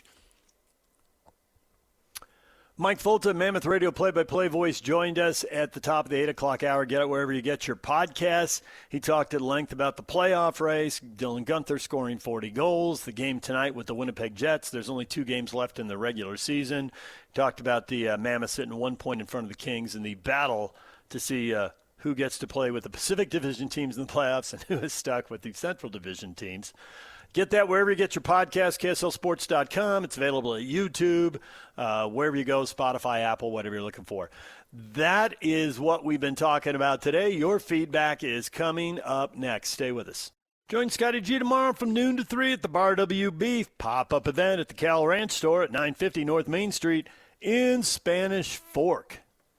It's time for your feedback, all the stuff you have to say about today's show. What should the Utah Jazz do with the free agents Kevin Love and Jusuf Nurkic? Some interesting answers here, PK. Travis, they have to keep both. No, Travis, they do not. They do not have to do that. Travis is demanding it. That could really jam them up financially. I'd be surprised. It might be a little problem with roster spots as well for that. Kathy, the retired librarian, says keep Love for sure. Keep Nurkic if possible. Walker needs a good backup. The team needs K-Love. I don't think the team needs K-Love. Nothing against him because you've got all excited about these young guys. You're just going to let them all go. Not the young drafted guys, but all the triple-double guys. Oscar Schwebe with his 29 and 17 the final night. Lion King had 2 of them, didn't he? The Lion King did. Yeah. I can see him being on the roster. I'm not sure Nurkic is competing with him for a spot. I guess I was talking about Kevin, down to 15th, you can do whatever you want. Nurkic, to me, if he wants to come back and it fits, it's a no-brainer. Yep. I just think it's going to be too much money. It might very well be. See what the market is and see how good the teams are. Somebody might offer money and think, maybe you just can't pay enough somebody to go into a bad situation. Yeah, I don't think at going and being 32, he's 31 now, that he needs that. Plus, these guys are smart. They know this team is about to win. Yep. You had some, and you got along great when you were losing. Stands to reason you'd get along great if you're winning. Yeah, that's the easy part. Josh, 100. Keep them. These guys have endeared themselves to the fan base. That mission has been accomplished. But you can't go on that, though. Not alone. Not alone. No, you can't. I mean, if that was the case, they never would have traded Joe.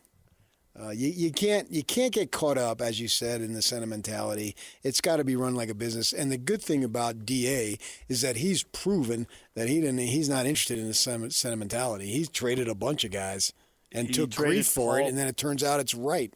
Yeah, I wonder if it was. He obviously gets over the sentimentality and makes the move, but in the honest moment, what pained him more? To trade Paul Pierce, I guess you could say trade Garnett, but Pierce had been a lifer there. To trade or to not give Isaiah Thomas. I don't think it pained him at all. I think he had zero pain. He maybe he was trained by Red Auerbach. Well, actually, there's a story about him going up to Red Auerbach and telling Red Auerbach that you got to trade Larry Bird now while you can get something for him. Yeah. So he's always been low on the sentimentality. Maybe it's zero. I think he was giddy that he made great moves to help the franchise win down the line. That was true, but both things can be true. Absolutely, he was giddy. That's why he did it. Right? He knew it was the winning move. But see, he's not. If he has a friendship with those guys, he's not losing or denting the friendship they may be. Well, he does. I think he does have a friendship, and that's why I'd be intrigued what level of sentimentality. He knew it was the right thing not to give. Yeah, but you can keep the friendship. That's my point. The friendship doesn't go away. And look at years later when Isaiah Thomas wants a spot in the G League, Ainge is hooking him up with the Utah G League team. I mean, there's clearly a relationship there. There's clearly trust. There's clearly friendship. Isaiah was hurt, but clearly he wasn't a max guy because he was injured, and he never repeated what he had. It was undisputed, undeniably the right move. Yep. All right, DJ and PK, we're out of time. Jake and Ben are coming up next. Stay with us. DJ and PK, it's 97.5, the KSL Sports Zone.